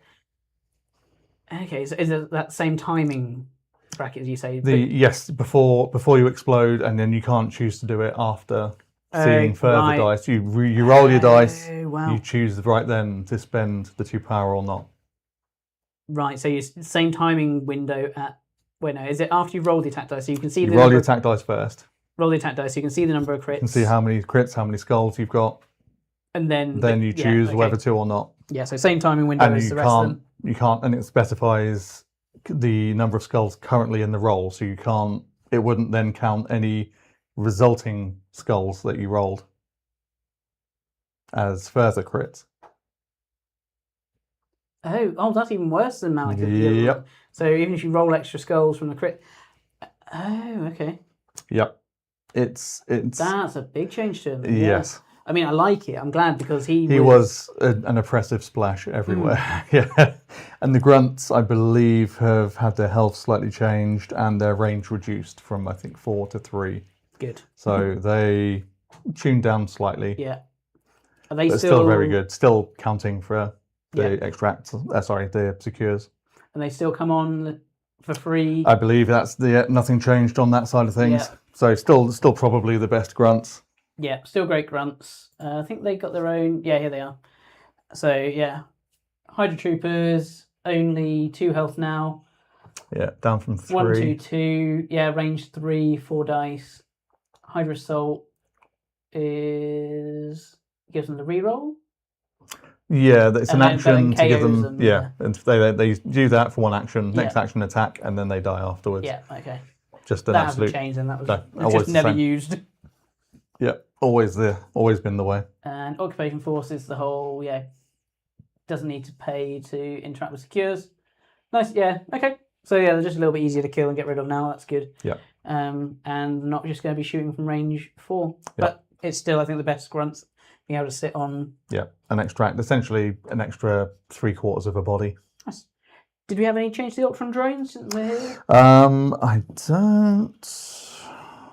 I did not see. I did not check. Doesn't seem to be. Yeah, it's still from memory. They're still 3 health, so I guess they're the tankiest of drones. Yeah. But it's a shame because these are the ones you kind of want to die because they blow up when you kill them. Yeah, they don't. There's no. They're not on the list of changes. Cool. Yeah. So no changes there. I think they said with the hand ninjas. So the hand ninjas had a weird wording on their. So with their ability, because it specified it was only that has been updated to any extract asset. Yeah, so they previously, because of the way it was worded, they couldn't actually pick up source extracts and interact with those because they could only interact with civilians or assets rather than the way the shield grunts were worded, and they could just interact with extracts. They have been fixed. So lovely, my ninjas can come back out on the field then. There you go. Excellent. Shield agents, no change. I think they had. I don't think. Yeah, back when Nick was originally changed. Yeah, and Fury didn't have any change to him either because he already had. Done the first wave. Lovely. So again, just trying to browse through this list of what we said. We spoke about Elsa's change earlier. I'm probably one of the very few people that is actually happy about Elsa getting changed. Gladiator gets Peerless. Gwenpool. I've never seen Gwenpool on the board. It looks like she's got a nerf. And ninjas. Yeah. Honey Badger. So, Chris, you wanted to know about the Claw Crew. I'm very happy about this one. Talk me through it. You've used Honey Badger. She has extra dice power on her spender attack, Hamstring. Nice. Which is nice. She was always a lovely little assassin. And she can now interact with extracts. Hey, so she's not being able to do anything. Lovely. Yep. Okay. Again, it goes very well for the Weapon X, X-Force, X-Men in general. Mutants rejoice. Yeah. She's a very good 2-threat.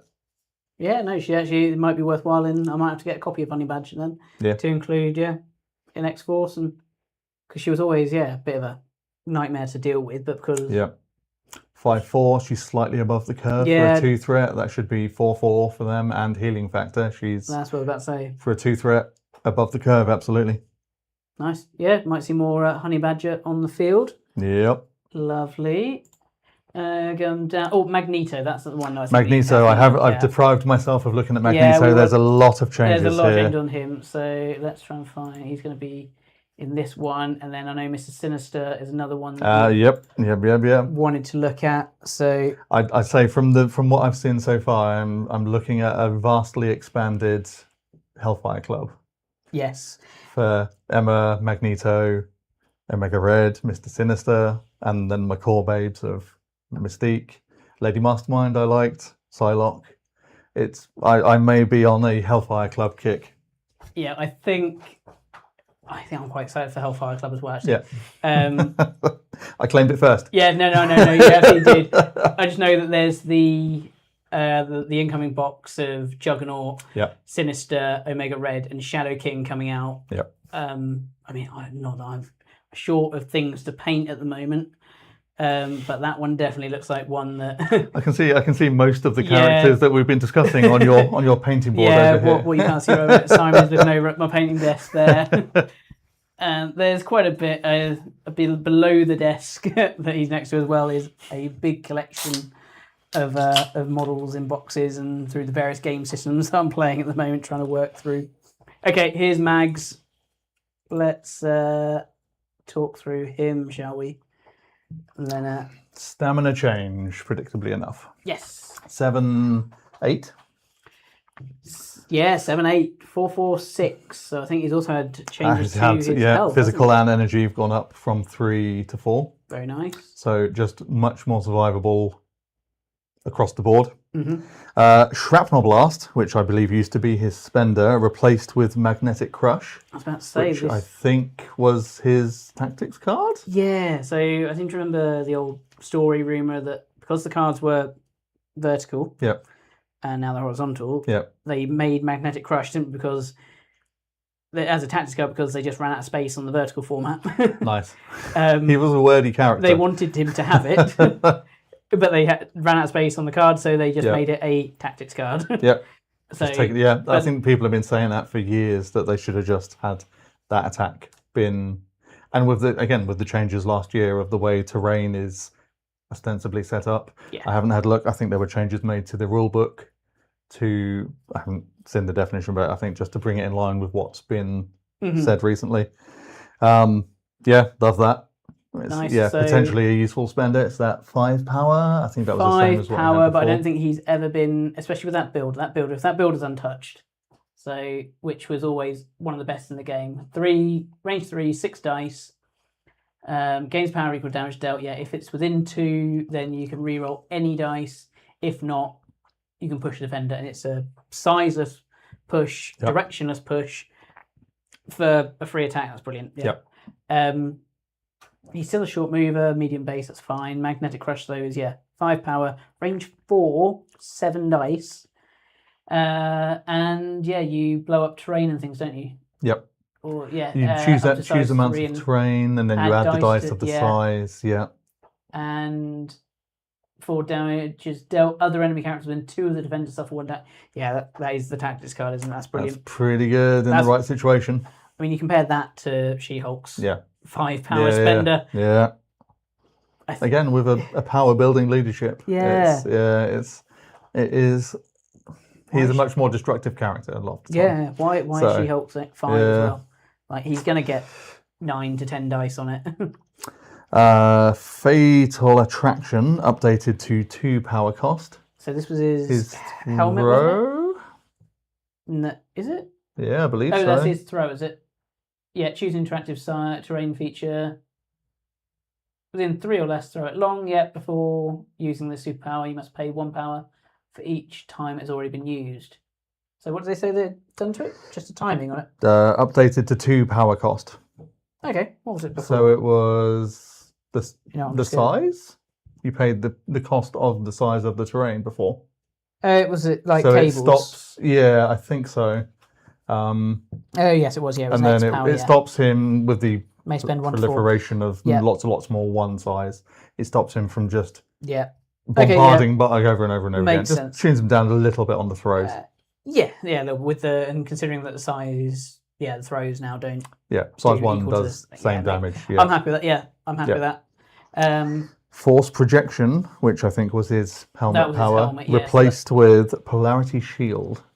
Cool. So when this character would be advanced, pushed, or thrown, it may use superpower. This character is they've just taken away the. So I'm assuming Indom on a stick. Yeah, so that's like Hulkbuster. Yep. But even better because it's got advanced as Change well. the timing, yeah. And so where is his whole I use my mystic? Doesn't seem to be there anymore. Oh, so his Master of Magnetism not changed? Yeah, no, that's not changed. That's just put your metal sticks out. Leadership no change, I hope not.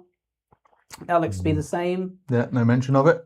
Okay, so he's not got his Uber helmet anymore, which is nice. I think he's still. But he's got the extra 2.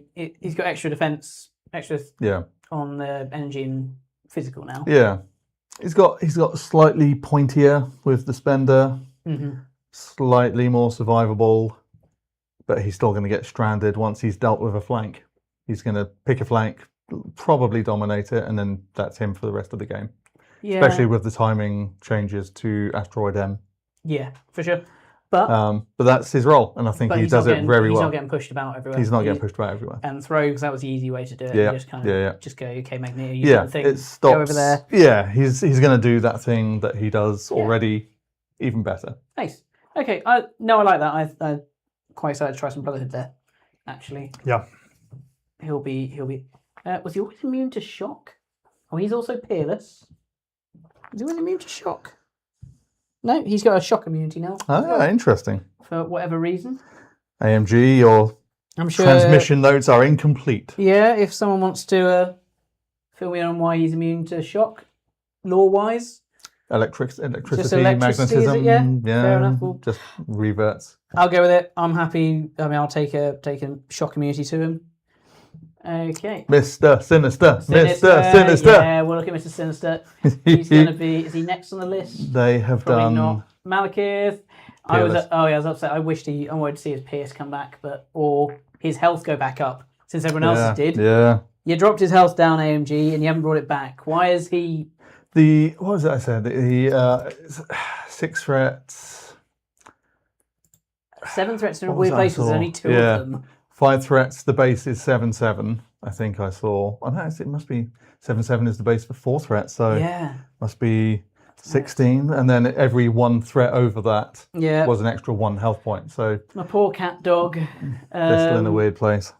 So, is that new artwork for Medusa? It looks like it. Yeah. Oh, no, I think that was in the recent... Revamp, yeah, July 2026. No changes for Mephisto. Just because I've used him a lot, I don't think there was anything for him. 7/7 still. No. Okay, Mr. Sinister. Yeah, talk me through him, Tarquin. So, the issue I think has been covered to death in a bunch of places, podcasts and so on. He worked on paper. He just didn't have the power generation to fuel it. You wanted to get the tokens, his signature thing, rolling early. So you wanted to spend his 1 generated power on his beam.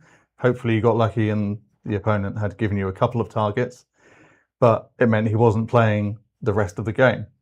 So now they've taken away his strike, which was his previous, a pretty good one. I think it used to be 6 power, but it was his main power generator. I'll bring up his old card on Jarvis. But they've got rid of that. They've dropped the cost of his beam to 0, and now after all attacks from the beam have been concluded, he gains 1 power and 1 genetic sample. So it's not 1 sample per target or 1 power per target. It's just 1. Yeah, I think that's the same as it was before. It's just 0 cost. But his gains... Oh no, it was each. It was after each. Yeah, it used to be 1. So if you hit a group of 3, you could just instantly top yourself up to 3 tokens. Now it's just 1. But he's also gained the... Not scientific hubris. The Amazing Spider-Man. A power for every crit whenever he rolls dice. Oh, nice. Yeah. Gains 1 power. Yeah. Okay. So he's beaming around the place. He's getting more power from the crits. So that if you go into, let's say, 2 with 2 targets with your beam, you're only getting 1 power at the end, but you've got 2 opportunities to roll dice to gain extra power. So maybe that's 3 power you're coming out with on a good day. Is he going to struggle not having those tokens as much now? I mean, it still costs the tokens to do his things. So you're going to be maybe more selective about how you use them, but he's going to be able to use them. He's going to have more power. In the key moment. Yeah. Okay. So do you think we'll see more Sinister? Is he... Certainly from me. Yeah, definitely. he's a great model. That cape, I put too much time into that cape to not have him on the table several times. Again, he's a medium base, medium move. He was always a fairly speedy boy. His cost of his power's gone down at all? Recombinant disintegration has been changed slightly. Spender, so that's cheaper. Yeah. But it looks like it's just area 2 rather than I think it was area equal to number of samples he had. And the trigger looks to be the same. Yeah. And it can add 2 dice if it removes. Okay, so that's what it's done. So it's gone down in power. It's just for area 2 rather than being the range equal to number of samples he's got. But you can remove 1 genetic sample and add 2 dice to the attack roll. Okay. So, and you can do that for each attack. So if you're getting 3 people in your range and you've got 3 tokens, you take them away, you're doing 8 dice into each. Yeah. That's quite nice. And the trigger rather, each attack is resolved, the character gains 1. So if you do add the dice, you've got a good chance You can of self-fuel getting it. the sample back. And does what? Okay, so it's it's like it's almost a Mystic Carnage attack, isn't it? Yeah. That's quite cool. What's that trigger? I can't. Crit hit wild. Okay, yeah. So I mean, all the results that you want. To see on the dice anyway. Yeah. I like that. Yeah, I think what I wanted was the same like Crimson Dynamo Vision style beam, where 1 power per, but 1 power plus a token. It takes him off to one side slightly. Plus the dream was 1 power per on the beam plus the power per crit. Sure. Or per if crit rolled rather than per crit. That would have been perhaps a little silly. I'm absolutely fine with him like this. No, he sounds cool. He'll definitely be getting out. Yeah. Yeah, and if we continue our little Hellfire Club detour, let's bring up Shadow King, I reckon. Yep. Because he will have, I hope, has seen some changes there. That was lucky I got the right page. I'm just waiting for the internet to catch up. So, Shadow King, who I think is the only model in this game that I've ever sold, because I was so unimpressed with what this model did. I've never seen him on the table. I've never wanted to buy him. I bought the box purely for Charles. Yeah. And despite thinking the model was amazing, it's a lovely model. I was so unimpressed with what he did. I was just like, no, you can be sold and help and fund this box. Compare Shadow King to Red Skull to Blue Marvel. Yeah. Doctor Strange. He just didn't. No. I could see what they were trying to do with the portal, the projection and thing. Yeah. Admittedly, I never actually tried it, but just on paper, it didn't sound like it worked, and no one could explain to me how it did actually work. So, and I don't think I ever saw it work effectively. So, yeah, what have they done to him? Stamina change. Yeah. So 8/7, a slightly kind of bang average. A bit chunkier than most vibes. Astral Fiend power cost changed to 0. Okay, nice. So this is the bit that places his main portal thing, out. puts the portal out, because that was something it costed power as well to do. Still costs an action. Yeah. So ruins his action economy somewhat, but massively increases his reach. It was 3 power before. 3 power before to nothing. It works the same though, does it? So you put out. It seems to work exactly it spends the same. The power.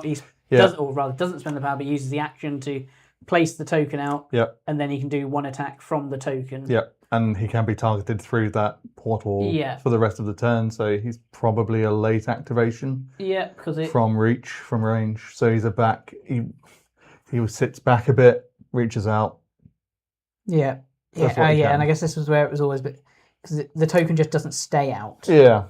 It kind of plays like a much more static Juggernaut or Nova. One big thing very well type of character. But it does give him massive range. Yeah. Because he places that within 3 of him. And then the token itself is an inch. Yeah. So range 1. And then 3 from that. Yeah, and then you've got range 3 on your mental shackle. I assume that's still the same. 6 dice, root on a wild, power equal to damage dealt. All the same. Everything else is the same on him. They haven't touched the Nightmare Visions. The Nightmare Visions changed to roll 4 dice. Finally, because again, that was terrible. Yeah. It's still only crits and wilds, isn't it? Yep. Just brings it in line with. But he can advance. Most other versions. Yeah. But his is the better one now because it's the same amount of dice, but it advances the enemy character, not yourself. Yep. Okay, but he's got no way of moving people. Don't believe so. You'd have to tell me. I haven't even looked at his attack. Yeah. So don't think he has Oh no, sorry. His mental shackle does Yeah, that advance. may them. advance the If short. it, Yeah, it's the same as that's it is the same as what's the name? Mysterio's. Yeah, If it does damage, but he's just rolling a lot more dice. I would give him a run out. Yeah. Okay. In Hellfire Club? Is he even in Hellfire Club? Yeah, there he's you Hellfire go. Club. Hellfire Club and Brotherhood. I might try and track him down. And he can heal himself for 3 power. Yeah, he always Gets had an that. additional 1. Okay, now that Astral Fiend is free. Yeah. And considering he's got 6 dice. Yeah, on an incredible range. I'd Builder, have to. Yeah. He can actually get the power that he wants to do the other stuff. To do the other things. Yeah. To keep himself healed up. I'd give him a go. I think he's actually going to be quite. Yeah. 6. Is he 6? 7? Yeah, so 6, 7 now. Yeah. On some of the more spread out new crises, he starts with 2 power as well. Yeah. He's something. He's not nothing anymore. Yeah, and what's his spender do? That's the other thing I didn't look at. Add dice equals the amount of power the target character has up to a maximum of 5. So that can be a 10 dice attack for 4 power. So, and they cannot modify or re-roll in defense. Okay, he's definitely worth a shot. Yeah. I think, I don't know if that's broken or not, but I think he's worth seeing on the board now. Yeah, I like that. Well done, AMG. Shadow King may work now. You've fixed something. Speaking of fixing. Yep, who else we got? And in another first, Sin. Yes, Sin. Where is she? For speaking, sorry, drink went down the wrong hole. You're all right. Let's find. Not dying just yet. Sin, that's Shuri. We're on all the shus. There's Sin. Yeah, we did speak briefly about crossbones, both of them. Yep. No major changes other than stamina and the fact they're now medium movers, which I still think OG crossbones could have done with some love, but we'll see how this shakes out so far. Yeah, Sin. I can see that she's got a lot more health. Yep. She was 4-6 before, I believe, and is now crazy low like that. 6-6. So she's got So she's now she might have even been three threat average. Might have even been a 4-5. But yeah, so now that's nice. 12 health, 3-3-4. She's still a 3 threat. Anything else to her? Make it personal. Power cost reduced to 3, so her spender has come down in cost. Nice. That was so 6 dice, range 2. This is where she can do it again, isn't it? Yeah, if she gets just a crit wild. Oh no, that's just a wild now. Yep. Okay. You speak about the best rapid fire. Her rapid fire. Yep. Doesn't need a trigger. Yeah, it just happens. Yeah, it didn't before. Hers and I think Punisher and Mystique. Yeah. The auto Mystique's used to be. It's now gone to hit and Mystique. Okay. But yeah, she still has along with Punisher, the good version. The auto rapid. The good version. Nice. Partners in Crime updated to Brock Rumlow rather than just Crossbones. I did see that one. Yeah, so now it works with either version of Crossbones and any future versions of Brock. And her leadership not changed in effect, other than you can now choose which order you implement it in. Sorry. Her leadership, it hasn't changed its effect at all. So you still mess with like the crises, but you can choose which order they go in. Okay. So you can choose the 2 effects. I know it was weird stuff with both. You're probably not alone. Yeah. It was you can roll dice. You get a random chance to force an opponent after they've scored to drop an asset. Less valuable in the Age of Source extracts. Yeah. But still potentially very good in the ones like the 2 cost supplies crisis, that kind of thing. Okay. Yeah. And I believe it was a push on any objective token. Have a quick read. So you can now do the asset drop first, and then double dip potentially. Push, you can push them away. So okay, yeah. Oh yeah, so you've got 50-50 chance of pushing them off or making them drop stuff. Nice. Okay. So never going to be top end, but she's a 3 threat leader. So you can build a reasonable super wide cabal list. Yeah. Okay. With her leadership being in the cleanup phases, I assume that's done after scoring, isn't it? Yeah, so you're not okay. Yeah, you score everything first. Again, this might be a really stupid question, but it says away. Push the character away from the extract, with an extract being like. How do you measure? I guess you just don't go through. You just can't go through the extract. The secure, rather. Sorry. Secure. Yeah.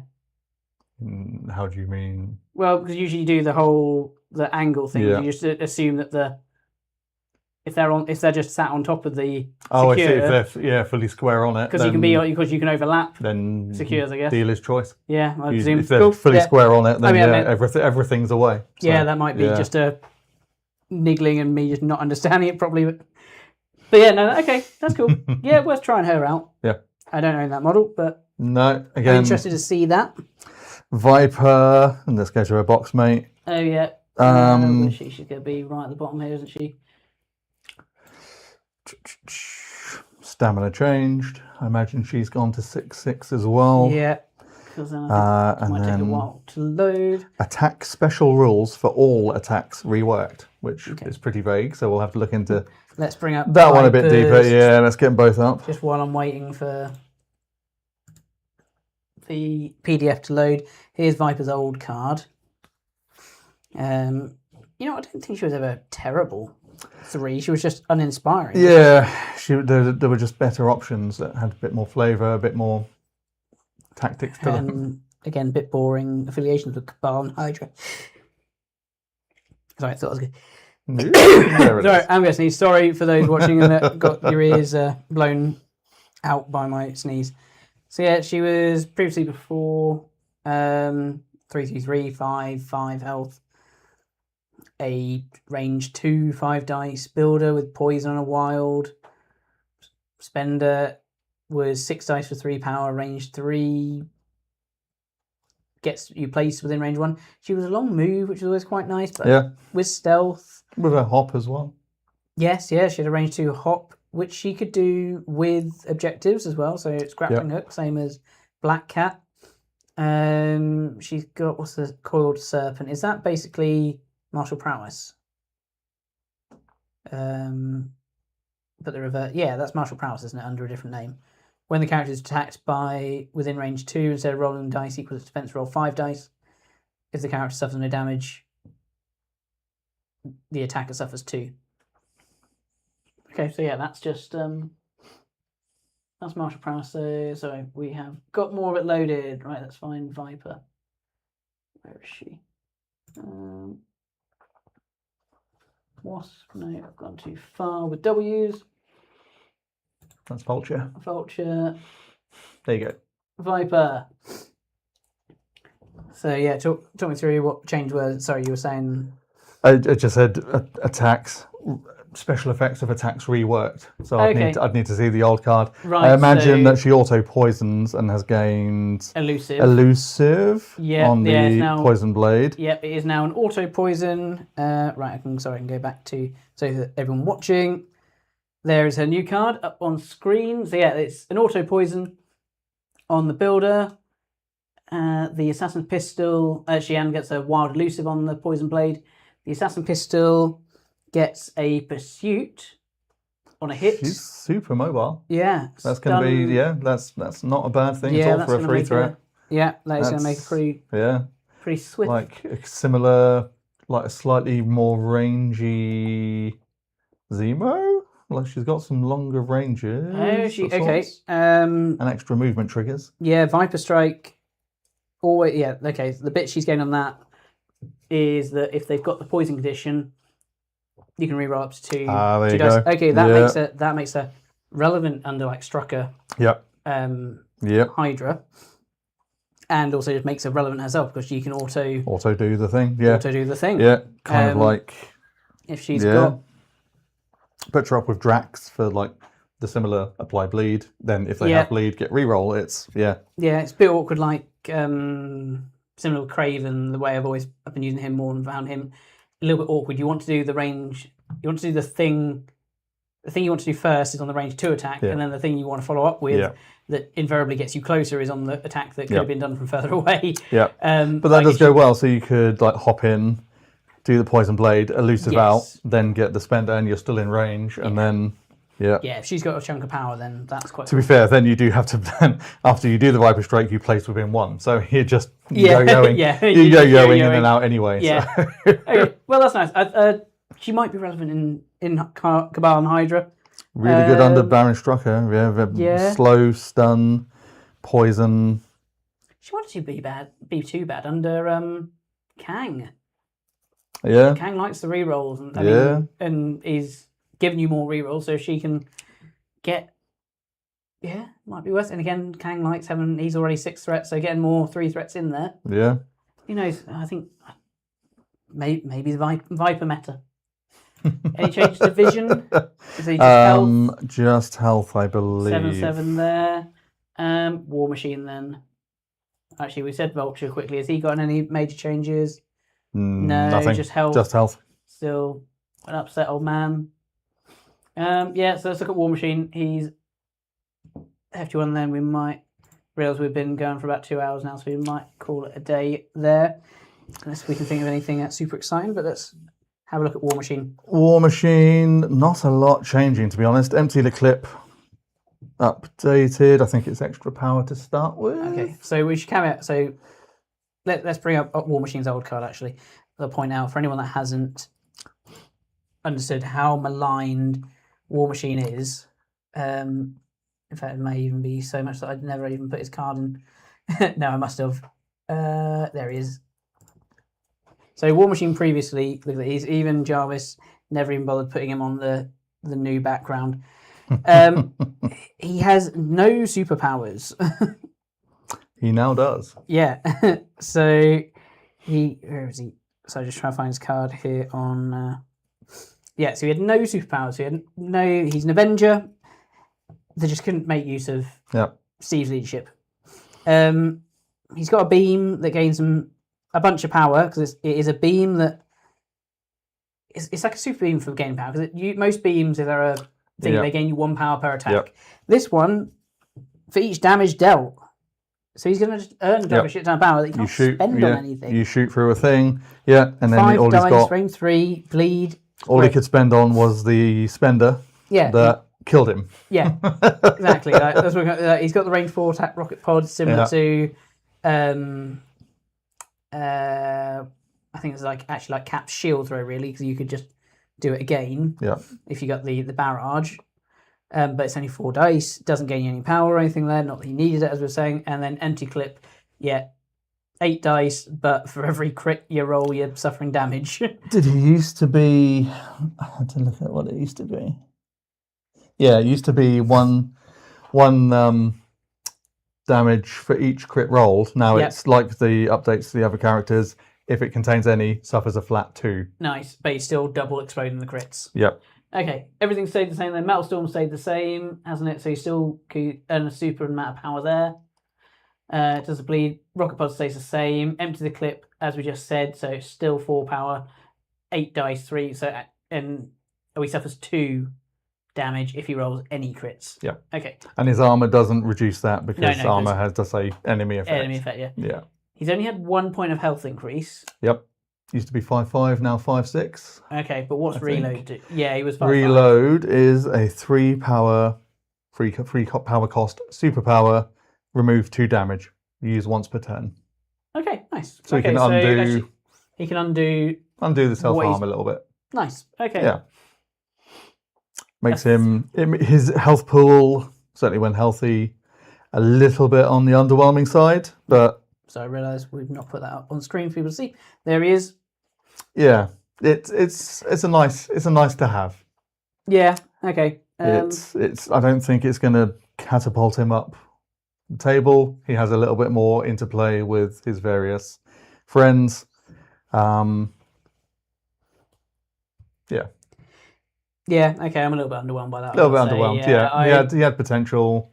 There was so much room on his card. Yeah. For major reworks. He's been in the game long enough that they could have been, even if they could have been sat on him for ages. I'd have been fine with him being reduced by 1 to 0 for free. Oh, what the Uber Thanos? Yeah. On 5 health. Yeah. Yeah, I'd have been fine with him having that based on this. I mean, I don't know. I don't see why Empty the Clip even needed the I'm going to damage you. No. I mean, why is 8 dice? I mean, I guess 8 dice double exploding crits is, but it's 40 Can be spending crazy 4 good. power. Yeah. I mean, I guess you bring him along with Little Tony, and still he just funds Helios, Yeah. and maybe Yeah. not quite as much dead weight as he was before. I thought he might have been a 6/6, but okay, well, it's a thing. I know someone I was kind of interested in seeing, Valkyrie, because she was always one that an early 3 threat that came out and was supposed to be like above the curve health wise. So yeah, she's only gained Only one health. See, I kind of expect that she might go to 7/6 and try and be. No. Okay. No, Kind of in that Zemo era, like yeah. in terms of 3 threats that spend 10 power to absolutely obliterate you, she's right up there. Yeah, I'm just gonna have a quick look, see if I can see anything. There's a few interesting ones. Yeah, we kind of got down the list. Kang got a bit of a change. Apparently, he's relatively new. Throw cost reduced. That's nice. Yeah. Stamina change, I'm going to presume, just gone up. Pyro, slight tweak, increase of cost of firewall, decrease of cost of stoke the flames. So I think he spreads spreads the incinerate better, but doesn't put on the. It goes in line with, I think Cassandra Nova's like condition dump power. Yeah. Phoenix, unfortunately, is still the most complicated character in MCP to understand. Just got Peerless and Stamina change. Omega Red, again. Speedier. You know what? Yeah, I think actually, Omega Red, I think, has been pretty solid. Again, Stamina change going up there. He does work with the self-healing that he does. I'll certainly happy to try him in Hellfire Club.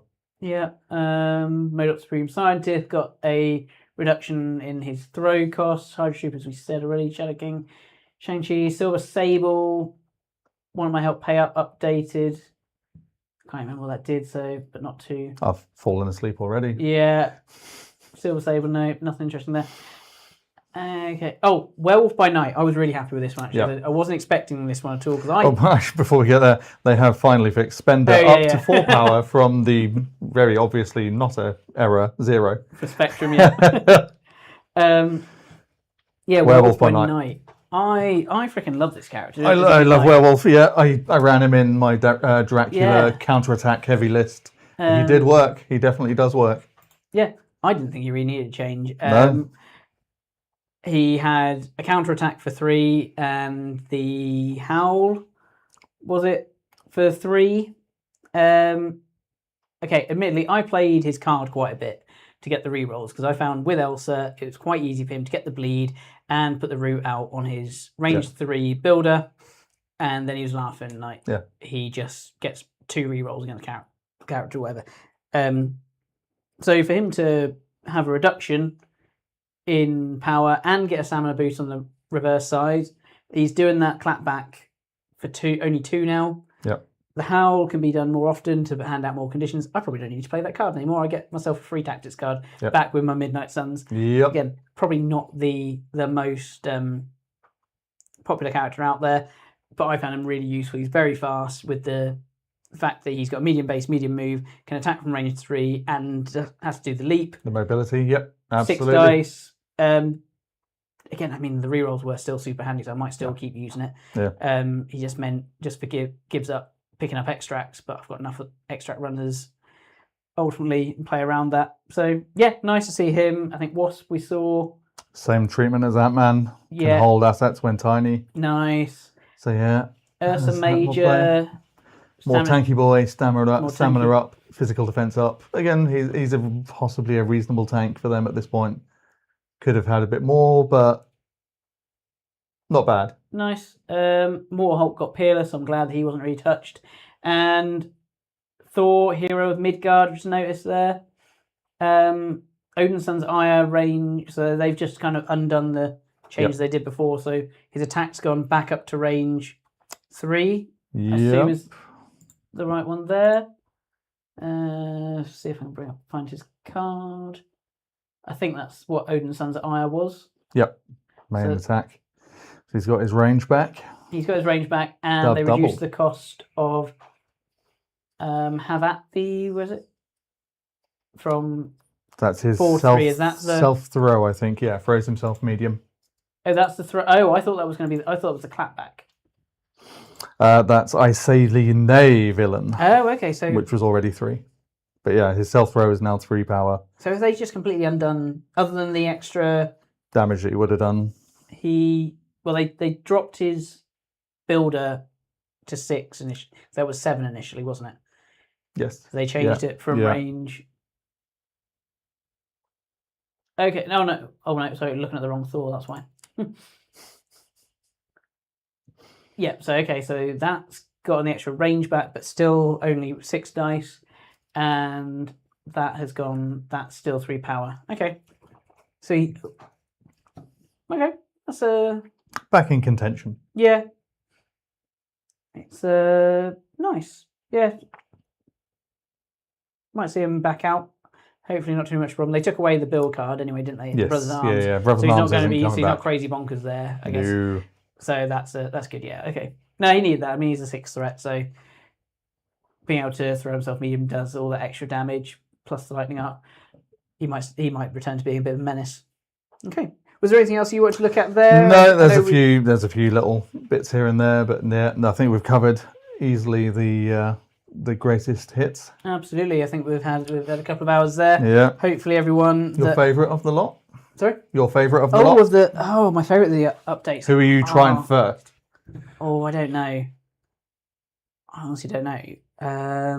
You know what? Considering I think I started with this, considering I know it's Elsa first and Werewolf has also gotten a buff, I think actually I might bust out the Midnight Suns again. The Monster Hunters. Man Thing wasn't touched. I don't think Encantu was really touched. Might have just been if he was, it was just a stamina update. I believe so. Just stamina. Encantu just got stamina, so that just makes him better. Yep. Moon Knight has got some stamina. He might have just got 1, but even if he went up to 6/6, he worth checking out. Blade got some extra stamina. So yeah, Midnight Suns have not played in a while. I was playing quite a bit of X-Men. Charles has got more stamina again. So was Psylocke, and so 2 that I was using quite a bit. Yep. No major change to anyone, I think, in my squad there, but it's just nice to see them. Yeah, no, I think I'm actually quite excited about Midnight Suns there. What about yourself? Mr. Sinister. Yeah. In his various homes, I think some Cabal, Brotherhood with Magneto, Hellfire Club, that kind of ballpark. Yeah, I think that's where I've landed. Maybe some A-Force. Try out the She-Hulk. Yeah, for sure. Because they've had some updates. There's definitely potential there. Mighty Jane is always a good splash there with new She-Hulk. See how that plays out. In terms of misses,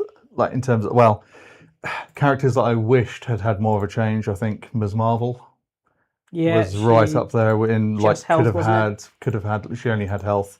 Yeah. The gorgeous giant embiggened model is on the table. About as long as Jean's second pyro marker. Quite never. Literally the most useless model in the box ever. Doesn't come out. It's just not. Yeah, she could have had some more. I think. Dark Star, Supergiant needed more in terms of their actual changes. Mm-hmm. But overall, very happy with this update. Yeah, no, same here. I think that AMG have done. I'm not going to say knocked it out of the park, but I think they have done a very good job. They've done what needed with what needed to be done. Yeah, absolutely. It's definitely reinvigorated me into wanting to play again. I was getting a little bit salty that something was coming, but I knew the game wasn't exactly broken. I was happy playing the game, but because stuff was being changed, I was like, I just want to see what's being changed and get excited for models again. And see how the landscape plays out. There was still lots that we could do with the Crisis stuff, but I was greedy. I fully admit that. I wanted it all in one place. So I wanted to see the Will's vision for the game played out. And I didn't want to see the creeping rollout of Nick Fury, Psylocke. Yes. Some characters getting it and then others playing catch up. I much prefer this massive update of everything, even if we had to wait. I wanted everyone, Yeah. the rising tide, bring everyone up at the same time. Yeah, for certain. It seemed like it's a whole new world. Yeah, definitely seemed like Yondu and Nick were the test bed for it. Yeah. And it worked. I think it's absolutely. great. These big changes, again, Magneto is a really exciting change. See him back on the board. Yep. Black Order, I think was a bit of a miss, unfortunately. Yeah. With their I might updates, try a Corvus-led squad again. Thanos is in the same position Thanos was in before, I think. yeah, he's still just a bit. Nebula, if that's true, we haven't had a look at the actual document, but if they added Nebula and Gamora, then I'd be in for that. Yeah, and we can't cover. We've been at this for quite a while. So we can't cover everything. If you've enjoyed this podcast and that we've done, please let us know, and we'll do more of them. Perhaps shorter next time. Yeah. We'll restrain ourselves a little. Yeah, we'll structure it a bit better for certain. But no, thank you ever so much for coming on, Tarquin. Thank you. Hope you guys again have enjoyed it at home. Do the YouTube things of like, comment, subscribe, and we'll be back for more. We'll have some live streams coming up on the channel. We've been doing MCP relatively regularly. We've got some more events with our local club, Last Stand. We did some Old World yesterday. We've got some 40k and some Legion coming up, as well as hopefully our team event on the 23rd of August. Friends from Work 2, 3-man team event, £10 per player, and should be a great day. Plenty of free parking, nice easy venue to get to. We've got a load of boards and great players. Come down, I'd love to see you guys there. If you want more information, I'll put it in the comments section or the description below. I'm still learning this YouTube stuff. Brilliant. Thanks everyone. Thanks, Tarquin. Thank you kindly.